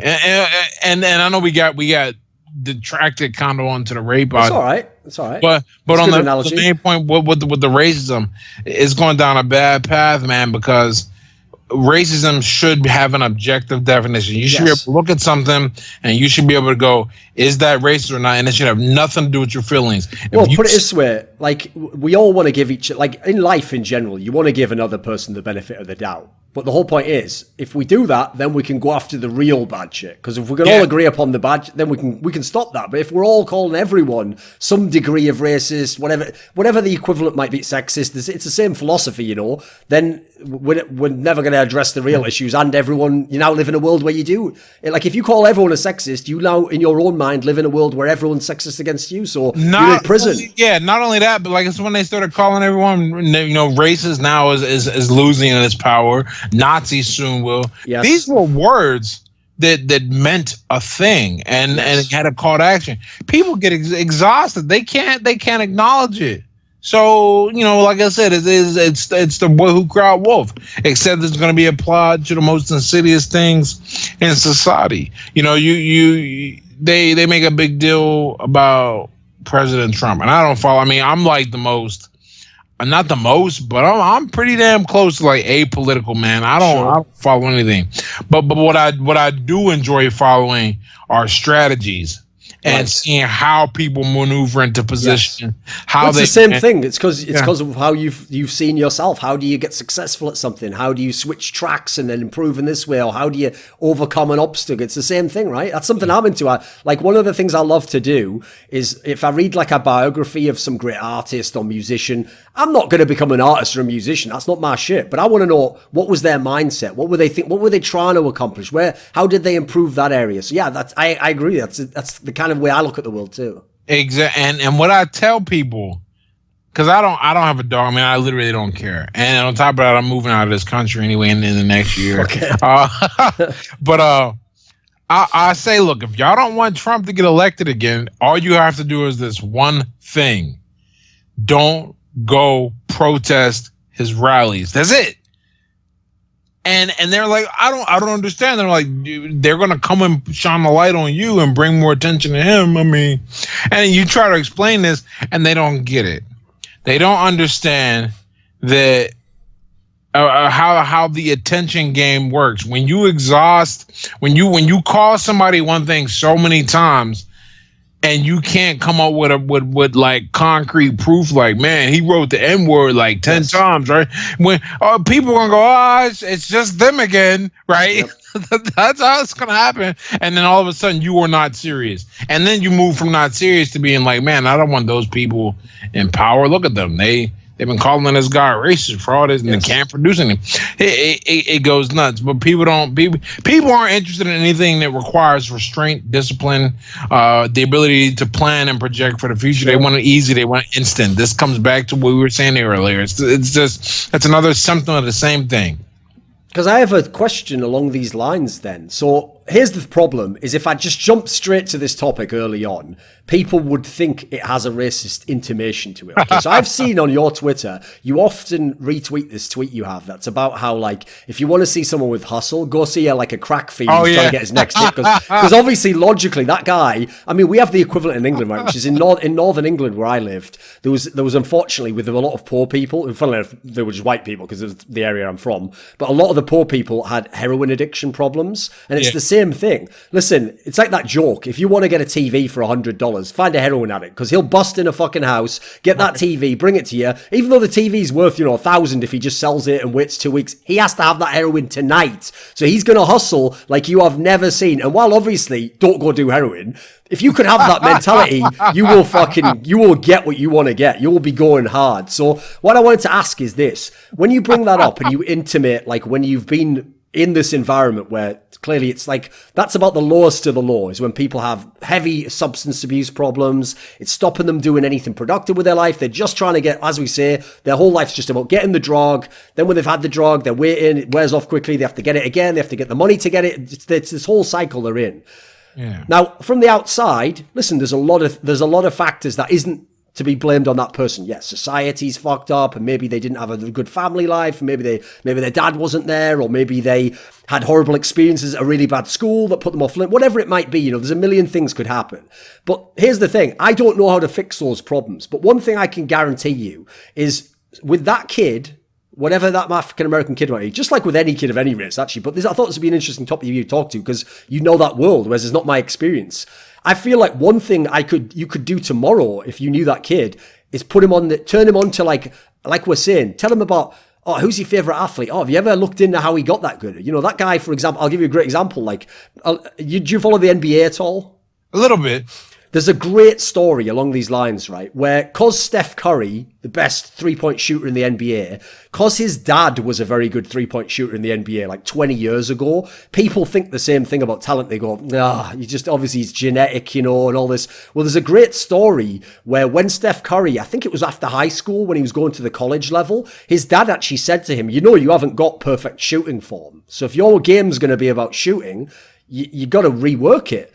And then, just like we were talking about before, that meant he had to break his whole game down to nothing. He had to start from the beginning because he had to literally change the way his body threw the ball in. He wasn't doing whatever he naturally did, you know. So he actually says it almost ruined his career, because what happened is when he would then play it in the summertime, when he was retooling his game, he was terrible. And all these people had heard the hype that he was really good, and they were like, this guy's not fucking good. Look, he's garbage. But what's funny is, in doing that super hard work from step one and working all the way up again from nothing, basically, he became probably the best three-point shooter ever. So again, if I was talking to this kid and he said Steph Curry's my favorite, but I'd tell him that story. And what I'm trying to tell him is nothing about basketball. It's about no matter what situation you're in, start working on yourself, start taking responsibility, start finding a way you can build yourself up, you can build your life up, you can help the people around you. This is the only thing, as far as I know, that can improve everyone's life. You know, yeah, if you stop people being racist, then that might help a little bit. But if you're going to be a crack fiend and you're going to have a terrible life, that one thing won't help. You know, the only thing I can tell it to help is this mentality. Right. You know, and I'm a big proponent of this idea, which is what I believe we're touching on, which is, you know, we can spend all of this energy worrying about how to change somebody's mentality, how to change someone's perception of minorities, right? And maybe it works, maybe it doesn't. Some of it probably does, yeah. Here's what we know will work.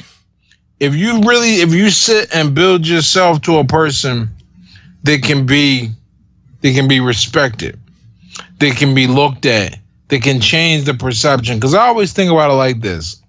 You know, from some experiences I had in high school, I had one person tell me one time, they said, you know, and I think they were, I know they were joking. They were like half joking though. They said, you know, if it wasn't for you, I probably would be racist. And that's really funny to me because you know, it's I think it's funny because I got that kind of sense of humor. Sure. But the bigger point is that you're a representation for everything you are, whether you want to be or not, right? Every time I meet somebody, if I'm the first black person they've ever met, then here's my chance to be a great ambassador. Right? Yeah. All right. Here's my chance to do black people a solid, you know? Yes. But and even if I'm not the first person, if every other experience they had was miserable, then here's my chance to reverse something, to make one less racist in the world. Yes. One of my favorite stories, and this might seem unrelated, but we're gonna come back.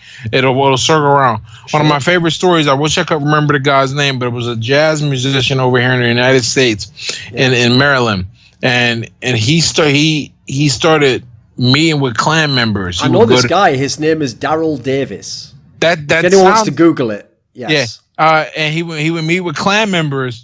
And by befriending them rather than berating them, he slowly but surely dismantled the KKK in the northeastern, like in the mid-Atlantic area of the United States.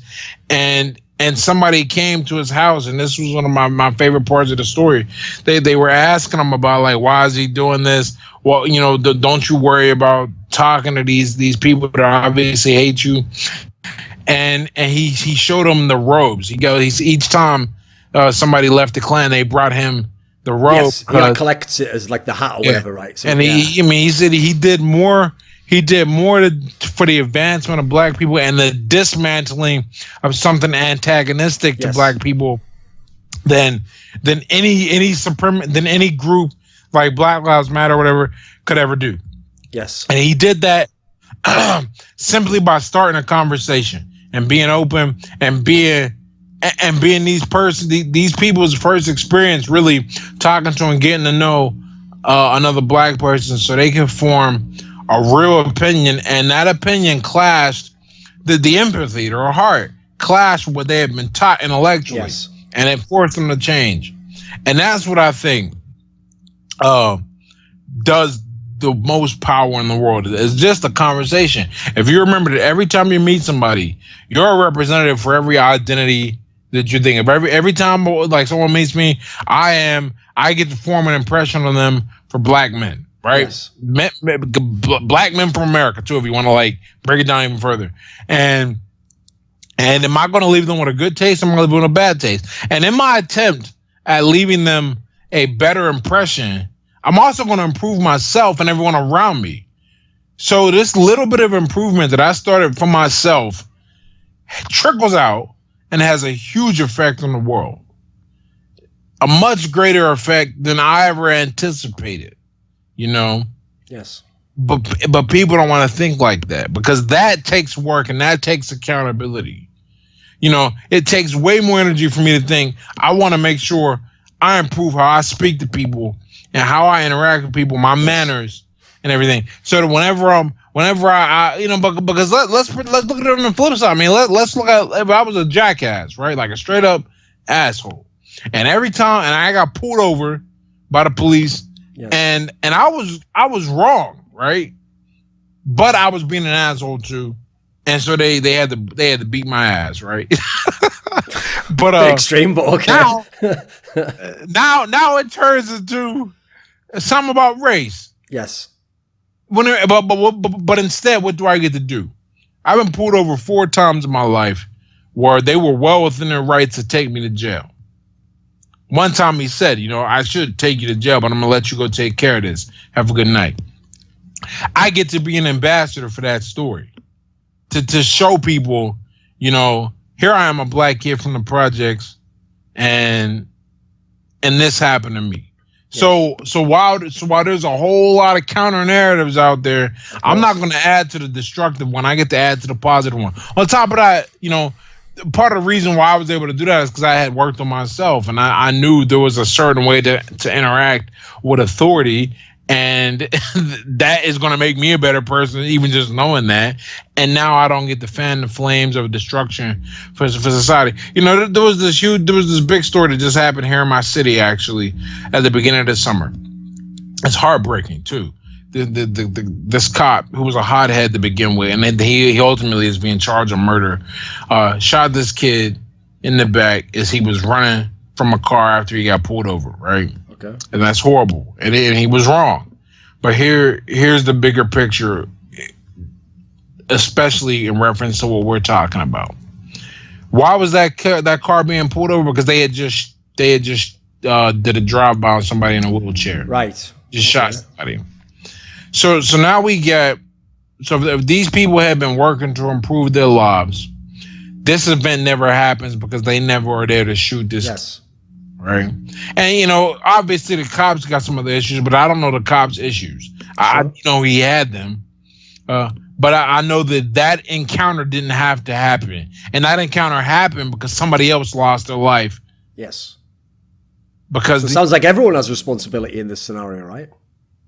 Not equal, but right. Their own responsibility, if you know what I mean. Oh, absolutely. And this is the second and third order that no one thinks about. You know, these are kids, so whatever, you know, we'll give them the pass for not thinking about second and third order events. But because they went and did something that was a first order reaction, the second order reaction is that the cops came and pulled them over. The third is they get shot. Now the fourth is the country is further divided over race. No one thinks like this.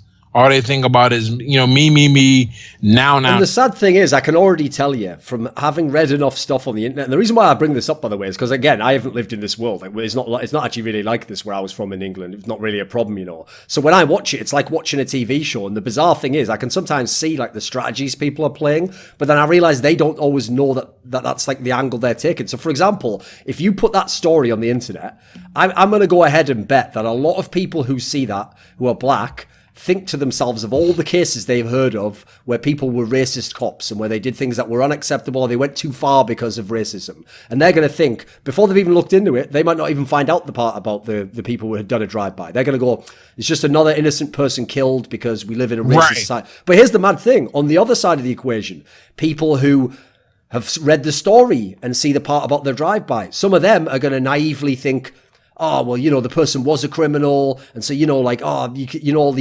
all these criminals that live in the black community, like, you had to use lethal force or whatever. It's like both people are taking such a fucked up angle on it. Right. That, like, no one's getting the real story.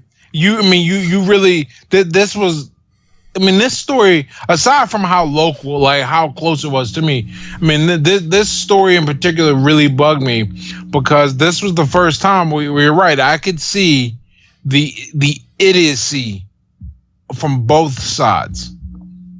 Like, and then we want to talk about order effects, right? They're protesting the whole around the city the whole, summer about this, or at least a good portion of the beginning of the summer.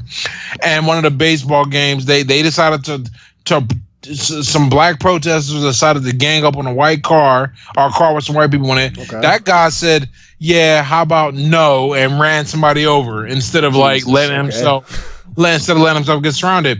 And you sit there and look at that, and it's one of those things where, like, emotionally you have no reaction because you have such extreme reactions in both directions that they cancel each other out. And you're just like, well, this is where we are, which is really what my reaction was to that ultimately. Yes. It was this is where we are, and this is just a terrible place to be. And that is, like you said, no one hears the actual story and will hear it that way. They just go with whatever their emotional reaction is, whatever feels most cathartic in the moment.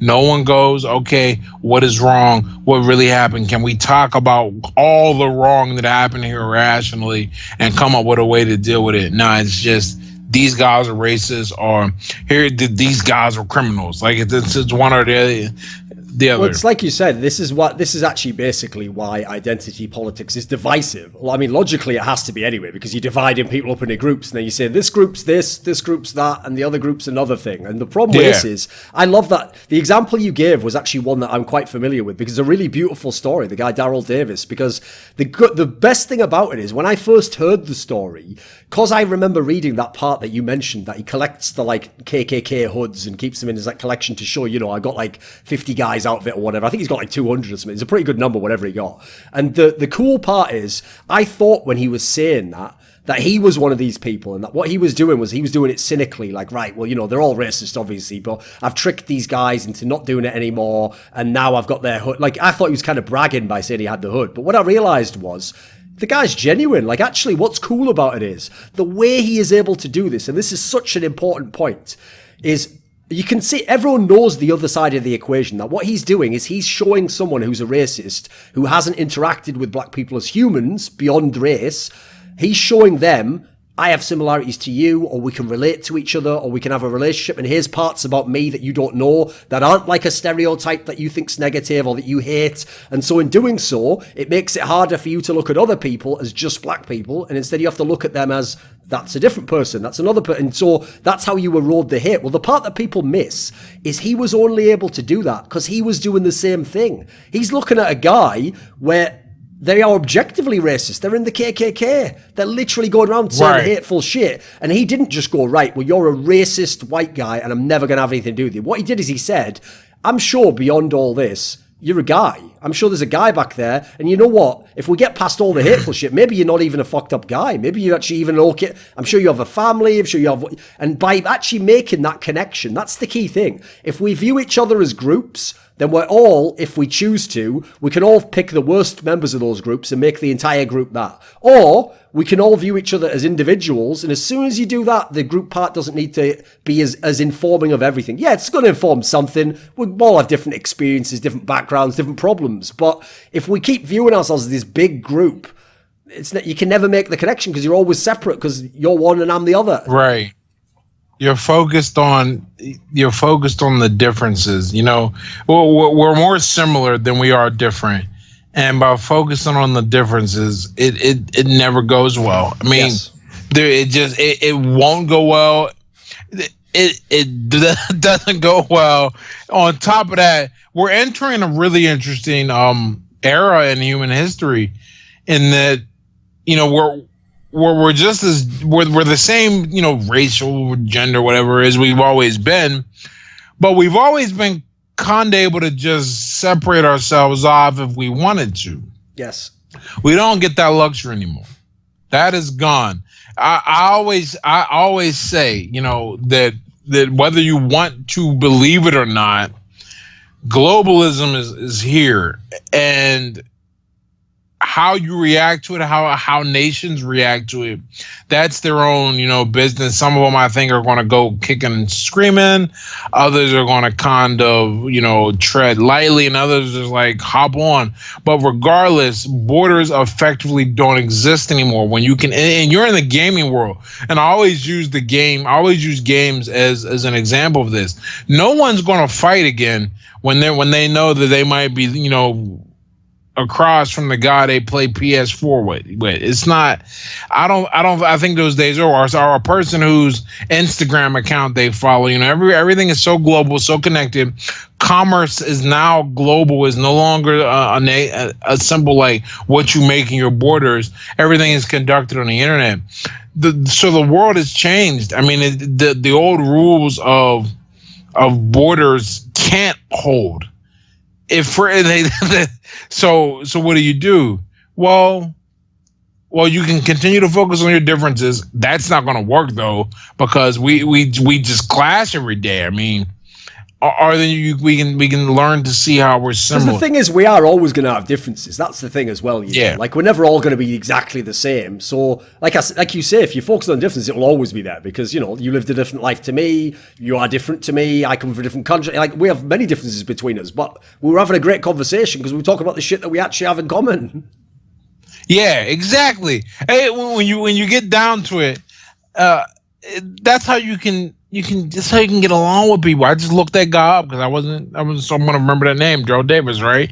The headline: how one man convinced 200 Ku Klux Klan members to give up their robes. He didn't do that about focusing on, I'm black, you need to respect me. He didn't go, listen, mate, the KKK is wrong. You know you're a terrible racist. Also, you know a lot of white people are racist, but actually black people are really good, and if you could just love us all, that'd be great. Like, that would have got no response from that guy. In fact, from what I remember, because I remember watching like a short documentary on this topic, he literally just did it where I think most of the conversations when he started had nothing to do with the race angle. You know, you just got to know them a bit. I think he was even doing stuff like asking them questions. Oh, do you have a daughter? Do you have a nephew or something? Then he'd do that. It's like he was trying to humanize them first before he ever got to the topic of, you know, maybe quit this KKK thing. That's like the last conversation he had.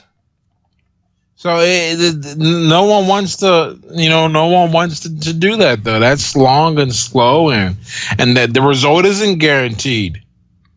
That's the other thing. People really don't do well with uncertainty and length, but that's really where the best things are found. Yeah. If you can gamble early, but gamble with your work and effort and energy, you know, you can really change the world. Oh, I have a question for you. So tying back into what I said before about, like, I feel like this mentality, basically the self-improvement mentality, the become a man mentality, the take responsibility mentality, all these terms, I think that could help, first of all, everyone, but obviously people who are disaffected, black youth who have a terrible life. Because I'll give you an example, okay? We were talking before the interview went live, because you saw on my channel, I had an interview with a rapper, and you actually, funnily enough, know a friend of his who's also a famous battle rapper. Yeah. And for people who don't know, most of the people in the battle rap game, the imagery they use, the sort of colours they paint with, as it were, is obviously like what you hear in commercial rap. It's like, I'm slanging drugs and I'm going to kill your bitch and I fucked her anyway. And, if you fuck with me, I'll kill you too. They're all saying all the street shit, right? Because it's cool, because it's the imagery. We've all seen movies. We've all seen fucking Scarface. That's something that is a male power fantasy. You can see why it's appealing. But the interesting thing is, the majority of the really good rappers obviously in no way live that life. Even the ones who actually come from the hood aren't the guys who are selling the drugs and killing people. And the reason I can tell you that is because they're battle rappers. That takes a lot of effort. That's really hard to do. You can't be selling crack as well. So here's the thing. Just in the same way as that guy, learned, like, hey, I've got some other shit I can do and be the best at, not as opposed to trying to run up on someone with a gun or trying to sell drugs to someone. Here's something else. Here's another hustle I can do, but I can make money from it. I can be good at it. If you could tell some of these kids nowadays, even as something as ridiculous as like, hey, you want the ultimate hustle? How about get people to pay you thousands on the internet to do something? That's fucking gangster shit, man. It's a new world, man. Yeah. That's cool as fuck, right? Kids, I think about so many of the opportunities that are present today to make money as a youngster that just didn't exist when we were kids. Yes. And now I don't know how it's going to affect the future in terms of like, are we going to still see a huge drug problem in the lower income areas? Because really technology allows you to be one place, do things. I mean, you can drop ship and make the same amount of money you'd make selling drugs. I mean, it's just, and it'd be easier, not as dangerous. So I don't know, but what I do know is that, there are two main reasons I've learned that people get into that kind of life where they're going to be, a street kid, a hustler, a dope boy, whatever you want to call it. One is the one everyone thinks of first, the money. Yes. And they go, okay, I need to eat. And again, it's not like you make that much money, but you make some money, right? Certainly more than zero. Yes. And more than working for $10 an hour. So there's that. But here's the other big thing, and this is what will probably counteract any of the effects that could be felt, at least immediately, by all the opportunity that the internet presents youngsters for making money as opposed to selling drugs. They want an image. They want to look cool. Look, yes. I just interviewed a friend of mine. He was my best friend. We were growing up. I mean, he's actually, how like on some of the security sites they go, what was the name of your childhood best friend? Yes. You're right. This was the guy's name I used, but I moved and we fell apart and we just reconnected because the internet, man, social media makes it possible, and found out and what he ended up becoming was. He became a pretty high-ranking, powerful member of the local drug scene, and then got his life together, and he's no longer part of that. But I had him sit down and tell me his story one day because I had an idea for something I wanted to do with that. Then I just wanted to learn from it anyway, and I brought him dinner. And he said something that really stood out to me. I mean, we all grow up poor, but that's not why he started selling drugs. He said, I started selling drugs because I was tired of being ripped on. I was tired of being made fun of. I wanted to be a cool kid. I wanted to fit in. I wanted people to look up to me like, oh, that's, I'm not going to say his name, but that's that guy. Yeah. He's the guy. He's got what you need. He's the one you want to be around. Girls will look at me now and all that. So it was nothing about it wasn't about the money per se, although that definitely was part of it. But a lot of it was I wanted to be cool. And he said he started selling weed, then he moved up to crack and cocaine, then he moved up to heroin. And he said each time, and before he said he sold weed, he just was, he was stealing. And he said each time, pretty much it was some of the kids that he would run with, some of the guys he ran with, they go, oh man, you still selling weed? What? Bro, I sell this now. This is what you get good on, man. That's whack. And it would make him feel a certain way. Not that the money wasn't, good selling weed when he was selling it, but the image of the image of being a guy who sold coke. And then when he was selling coke, he was like, yo, you still selling cocaine? Man, I sell the heroin is where it's at now, man. Come on. Like that kind of thing. And it was really interesting to hear that because that, I know what I know from growing up, and it's like when you grow up and where I grew up, but you're not part of that life. It's kind of like learning how to read because you live in a library. If no one sat down and formally taught you how to read, you would just kind of pick up and learn things because you're surrounded by books. You'll never be the next Hemingway, but you can read maybe his stuff, that kind of thing. So I had an idea of like what got people in to selling drugs and that kind of thing. But that really blew my mind, and that put a whole spin on things, and I was like, wow, that's really interesting. So ultimately what we got to deal with kids is what's respected. They talk about this a lot. Yes. They talk about this a lot about like, and now I don't know what the stats are for the UK, but over here in America, Asian Americans, Indians kicking everybody's ass, man. Absolutely. Because their parents tell them, you better be a fucking doctor. That's what it's all about, right? Not only that, and Nigerians as well. Pretty much immigrant groups, right? But one of the things that really helps is it's looked upon highly. Right. By the social circle that they're brought up in and their family and their community, and by their people. That's one thing that we battle. If you want to get hip to some game, I'm going to give you about the African American culture. That's one of the things that we battle in this country is what we consider cool, what we look up to. Yes. Right. There's then it's not really a joke, man. It's the truth.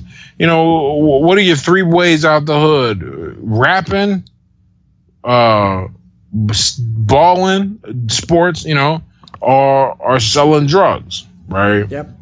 Those, which sounds, my mom made a lot of mistakes growing up, but one thing she didn't do, I never believed that, thank goodness. I always understood, and part of it was some of the things I was exposed to coming up for the positive, but I never believed that. But it's so interesting to see how that mentality plays out in this country, and how it influences the culture as well, because now it's starting to influence culture on a mass scale, and that's really interesting to see.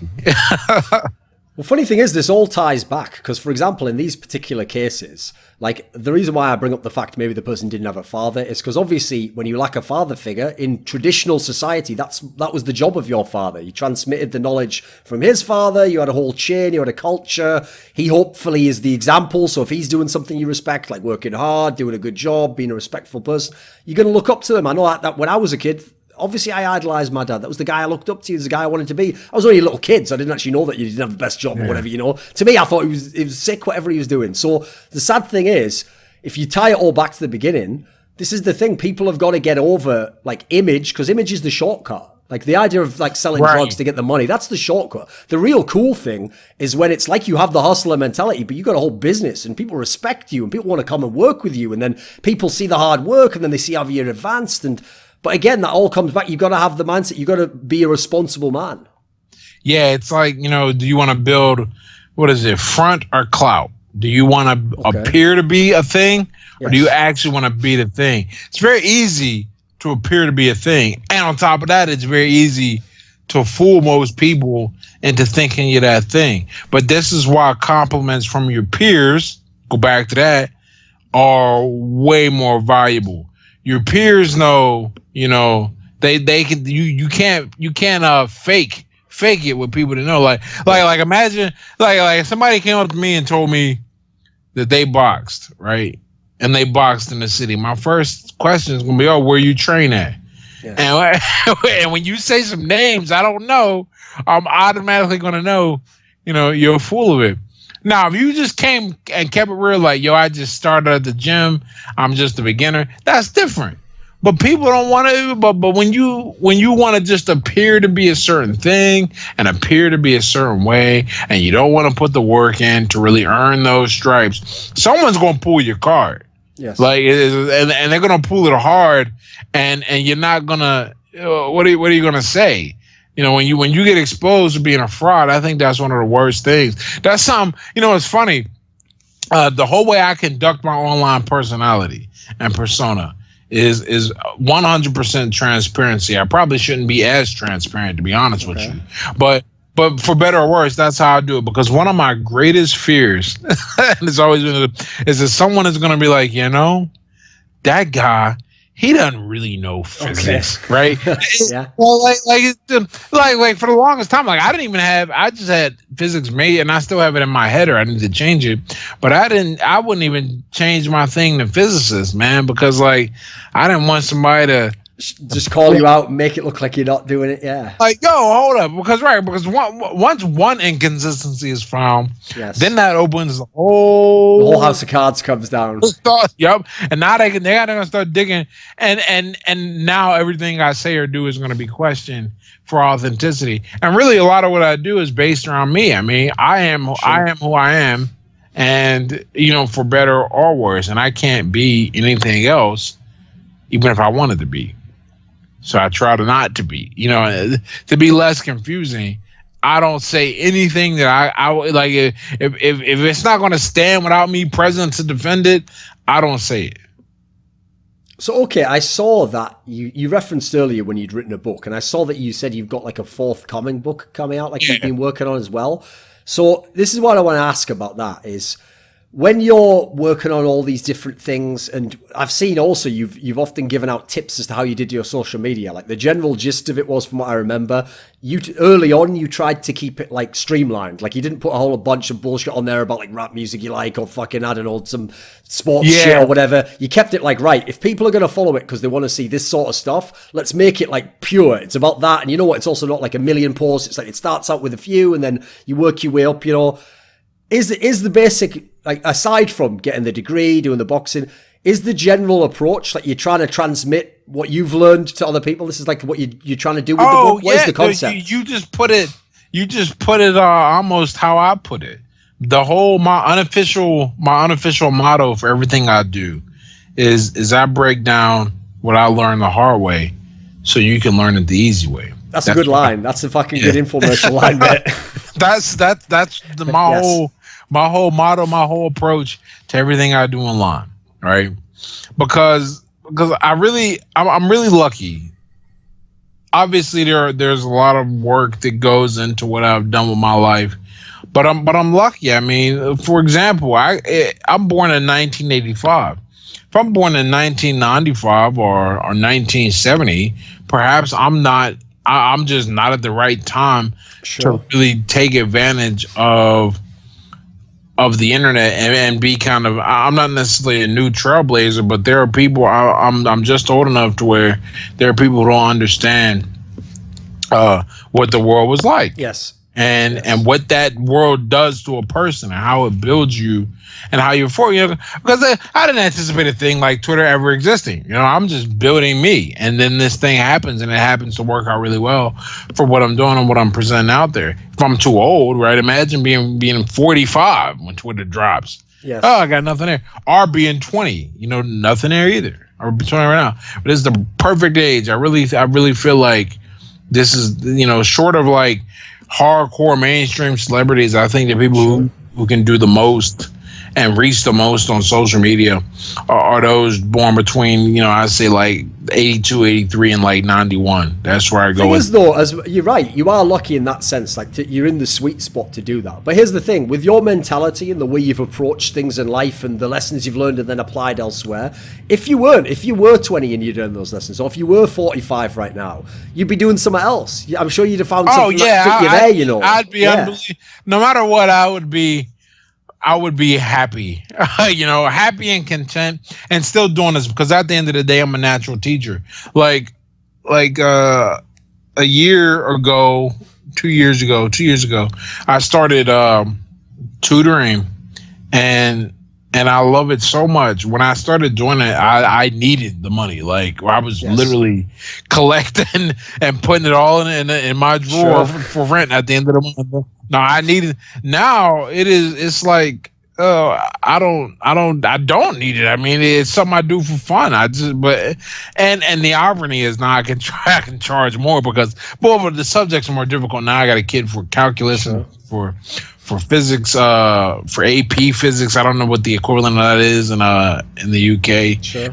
And and then one student that I've been bringing along since she was a freshman, and now she's a junior. But like, I enjoy this work too because I'm a teacher at heart. I really enjoy teaching. I really enjoy communicating. Like, to me, what is most enjoyable is seeing a person understand something and really be able to take it and make it their own. Yes. And my ability to facilitate that understanding is really what drives me. I mean, and like, you can see it in the way I conduct my social media. For example, you know, plenty of people have commented that with my following, I should be making a lot more money, and I'm like, that's not why I have the following. You know, like, I didn't build it to make money. I built it, you know, up from delivering information and knowledge. Like, the next thing I'm writing is this book, and it's about, I'm coming into my 5th year of sobriety. December 23rd, be 5 years since I had any alcohol, and I'm writing about the journey with that. And people said, man, why are you publishing on Amazon? It's not a lot of money in Amazon. I'm like, well, it's not a lot of money for you, man, because you don't you can't sell it. But like, for me, it's about being able to reach as many people as I can, and it's not, and I don't need to gouge them on a $27 ebook. I just need them to have a copy they can carry, or something they can download, or something, and get the information. I'm that's another area I'm lucky. I'm really lucky that I'm able to be a teacher and to be myself and live a good life. You know, I'm hardly rich, but I'm definitely not uncomfortable in life. Sure. Okay, what about this then? So one thing I've noticed, I wanted to ask you about this, is if you ever do anything like this sort of stuff we're talking about, the problem is the category it gets put in is self-help. That's what people often say. And unfortunately, that term has such a bad stigma attached with it, because people think of like fad diets, or they think of like, you know, some book from the 80s where some guru's going to tell you everything about life. And that's basically what I've noticed is the problem, is even though a lot of the people I'm following are like this, they're people they're on a journey. They're not at the end of the journey, because no one can be until you're dead. They're trying to learn stuff. They're trying to convey what they learn. In fact, some of the coolest ones, I think, are the ones that interact. Like, I've noticed you do this on your Twitter a lot. You talk to the other people who are learning stuff, and you pass the stuff around. So no one's presenting themselves like, I'm the top guru, everyone listen to me. But that's the problem. What I've noticed, I want to ask you about this phenomenon, is you get a special type of hater where they're not actually naturally a hater. Like, they're not hating on you just for who you are. But what they'll do is they'll say, like, oh, you should stop listening to that guy, you know, and they'll bring up one thing you said wrong, or one thing that you maybe was from your past that wasn't great. And what they'll imply is like, see, he hasn't got all the answers. But I have to say, a lot of the people, maybe some of those old people I referenced from like the 80s and in doing those books, maybe some of them did pretend like they had all the answers. Most of the people I'm following, they just say they've got some answers. They've got their answers, you know. Like, I'm a big fan of that guy, Jordan Peterson. But I don't worship him. He's not my Jesus, you know. If he says something I don't agree with, that's cool. But I get a lot of people, believe it or not, if I ever post a video, who are like, oh, he's full of shit, you know, he's just a cynical con man trying to get your money. I'm like, what, dude, come on, what? That's not even the way he's presenting it. Like, you know, it seems like there's almost a backlash against self-improvement. And let's face it, as we said earlier in the conversation, the ultimate person who's going to be your hater if you start to improve is the guy who doesn't want to improve and wants every excuse not to improve. He's going to hate on you so hard. Woo, that's going to be the worst. But to deal with those guys, you know, here's what I always say. And I've dealt with guys like that. I say, look, man, show me what you've done. Show me the results of your advice, because I can show you mine. Like, yes. My life has been relatively well documented, especially the transformation from where I was 5 years ago to now, but partly because of boxing and having, you know, paper and media involved. And just like, you can verify everything I show and do, you know, I posted my transcripts from high school with my terrible math grades, and then like now my math grades in college 15 years later. At the end of the day, whenever someone does that, and this is why I'm so big on being authentic and being transparent, is that you can criticize the words I say, and that's fine. What you can't do is you can't ever tell me that I made it up or pulled it out of nowhere. Or I'm not the real deal, because a simple Google search reveals, who I am and where I've lived and what I've done. At the end of the day, my card is unpullable there. Like, I'm untouchable, as they say, in that regard. You want to criticize the self-improvement and self-help, line of the internet. That's all fine and dandy. And even if you place me there's nothing I can do. But what you can't do is ever call into question how I got my perspective. Like, I didn't just pull it out of nowhere, and I'm not just saying that I was a guy. I mean, you can go there's an article around out there about the city paper, where they verify, they know where I grew up and live. This horrible neighborhood that I made it out of, and they know about the alcohol issues and all that. So at the end of the day, I don't know how everyone else deals with it, but I'm as real as they come, for better or worse, and I really proud of myself from that. I thought a good last topic, because it returns to the beginning and it ties a lot of it together as well, is like another great thing about basically learning how to learn, like starting to figure it out and starting to figure out strategies. And obviously when you improve in an area, you get a bit of confidence that you can try a different area you've never done, is that it absolutely will spread and that you can do more and more things. But crucially, you even learn, right, even though this is a new area, I've never been in this area before, I can at least give it a try with some of the tools I've got. Like, I'm not helpless. So I'll give you a best example, okay?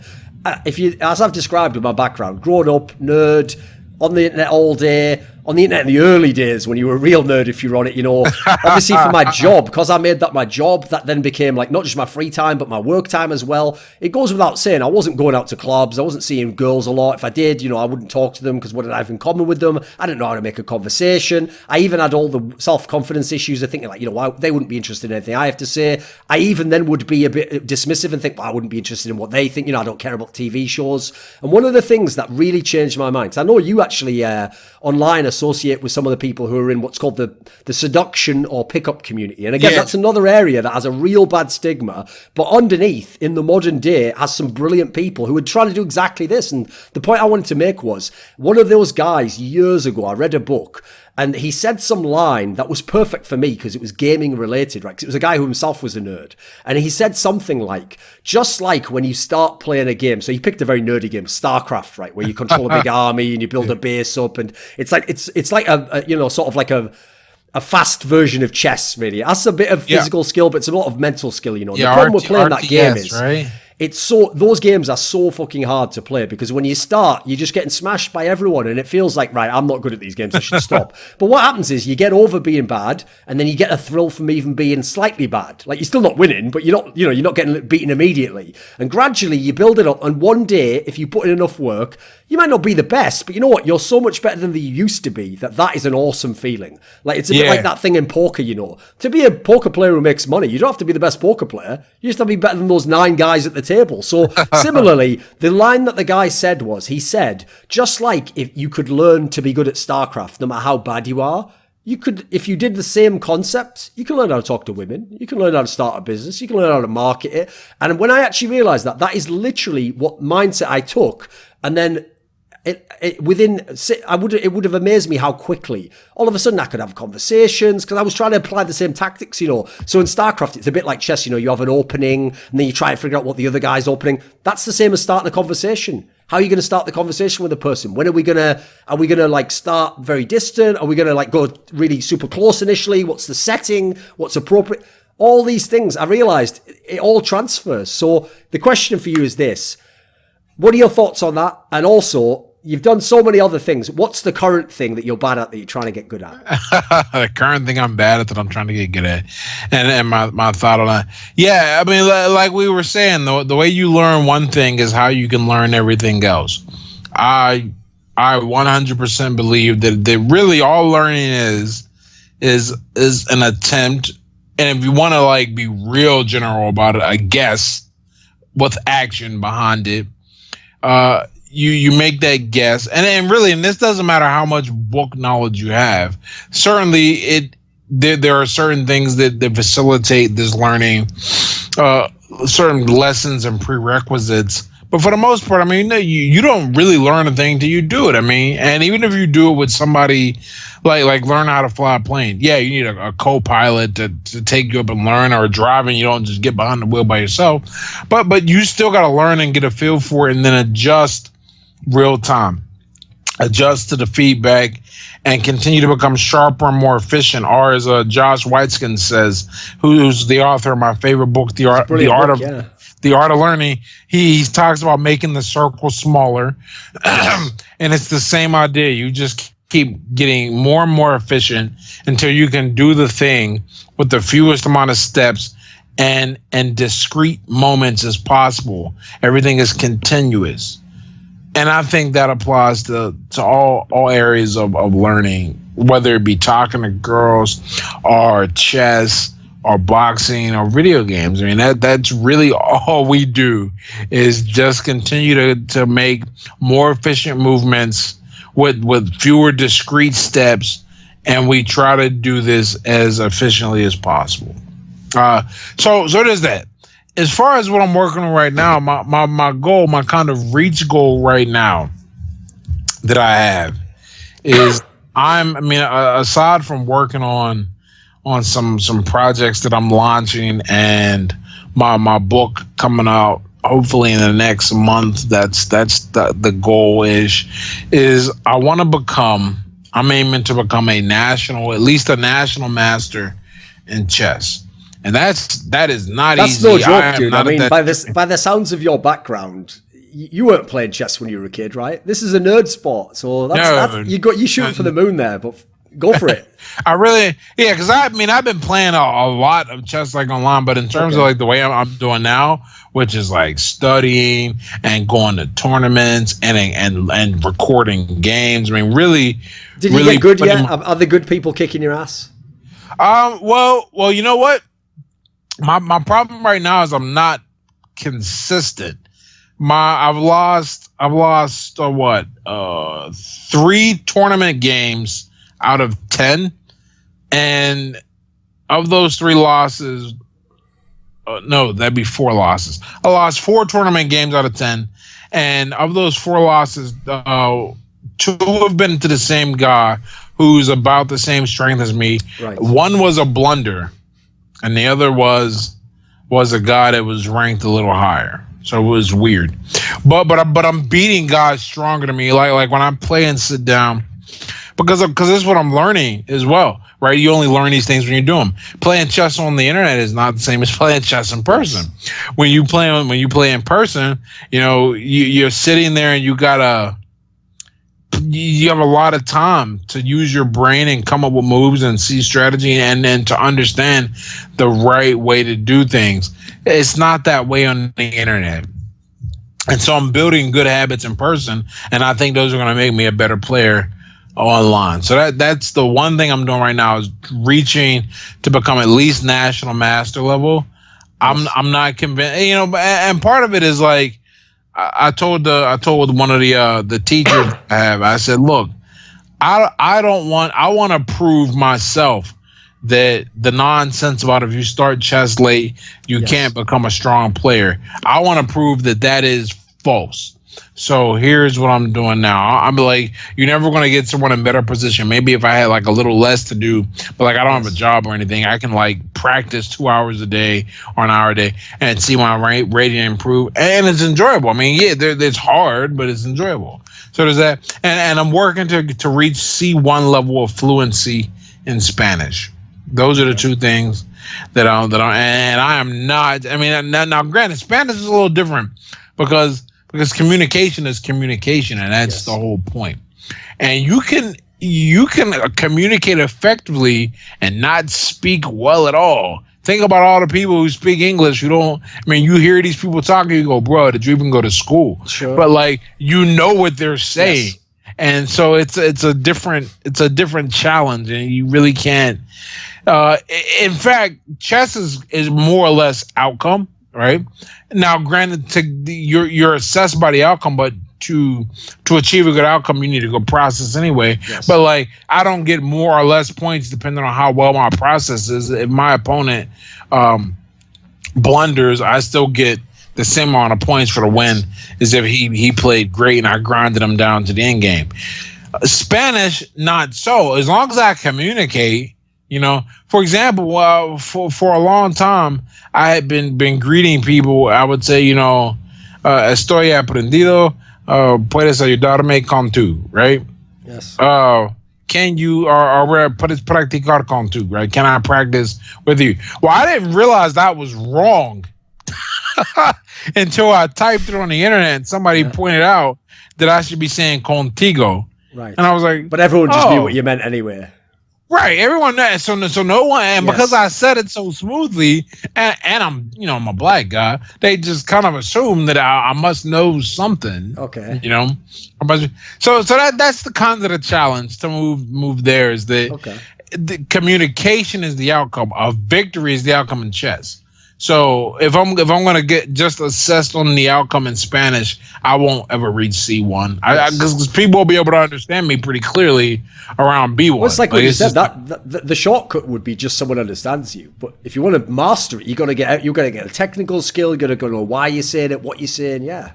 Yeah, like I want to be able to my ultimate goal, if I was to put it down, I want to be able to sit in front of the television and understand, a Spanish show, man. I just want to know what's going on. Yes. By the way, that I don't know if you've thought of this, but if you succeed at actually becoming really good at chess and you become a master and you become a champion in some way, you have basically set up what your next book has to be. Like it has to be something like From Meathead to Mastermind, like how a boxing champ became what it's called in my mind already. Come on. It's called fluency. Okay. I want to because I believe that the way you learn a language and the way you learn to fight is the same way you learn mathematics and chess. And so I'm applying some of the ideas from those other fields to how I'm picking up, Spanish and chess. But you're mine's like the sales pitch more, isn't it? Yeah. I like that. Maybe that can be the subtitle, because that's you gotta have it's like the one you said before, the one about how I learned things the hard way, so you could learn the easy way. That's a great selling line. That's a great pitch. Well, thanks. That's how one of the ways I promote my my email list. Okay. Right. What about this then? So we talked about a lot of things. At the end of this interview, do you have something you want to leave people with, or do you want to shout out or mention something at the end? Just one thing I always leave people with is this, regardless.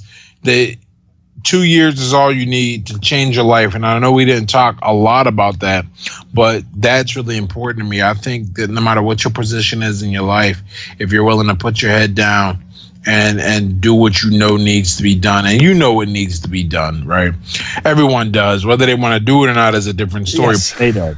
Exactly. If you put your head down and do that for at least 2 years, you'll open up, you'll lift your head up, and you won't even recognize where you are. And it shouldn't take any more than 2 years, which is my perspective, my thought. So, other than that, I'll leave you with that. Where to find me at is Twitter, man. I love people to interact with me on Twitter. Twitter is I'm sure you'll have it in show notes. It's on the screen, yeah. Twitter at Latimore. And hopefully everyone stops by and says hello. I love interacting with people. It's one thing I pride myself on, man. I'm never rude on the internet. I'll just ignore somebody. It's just that negative energy, man. I don't have it in me. First of all, while I think trolling as a tactic is not too bad, it certainly can work. Sure. Man, I got too many followers for that shit now, man. Okay. I really am just I want to interact and meet more people and expand my mind. That's kind of where I'm at.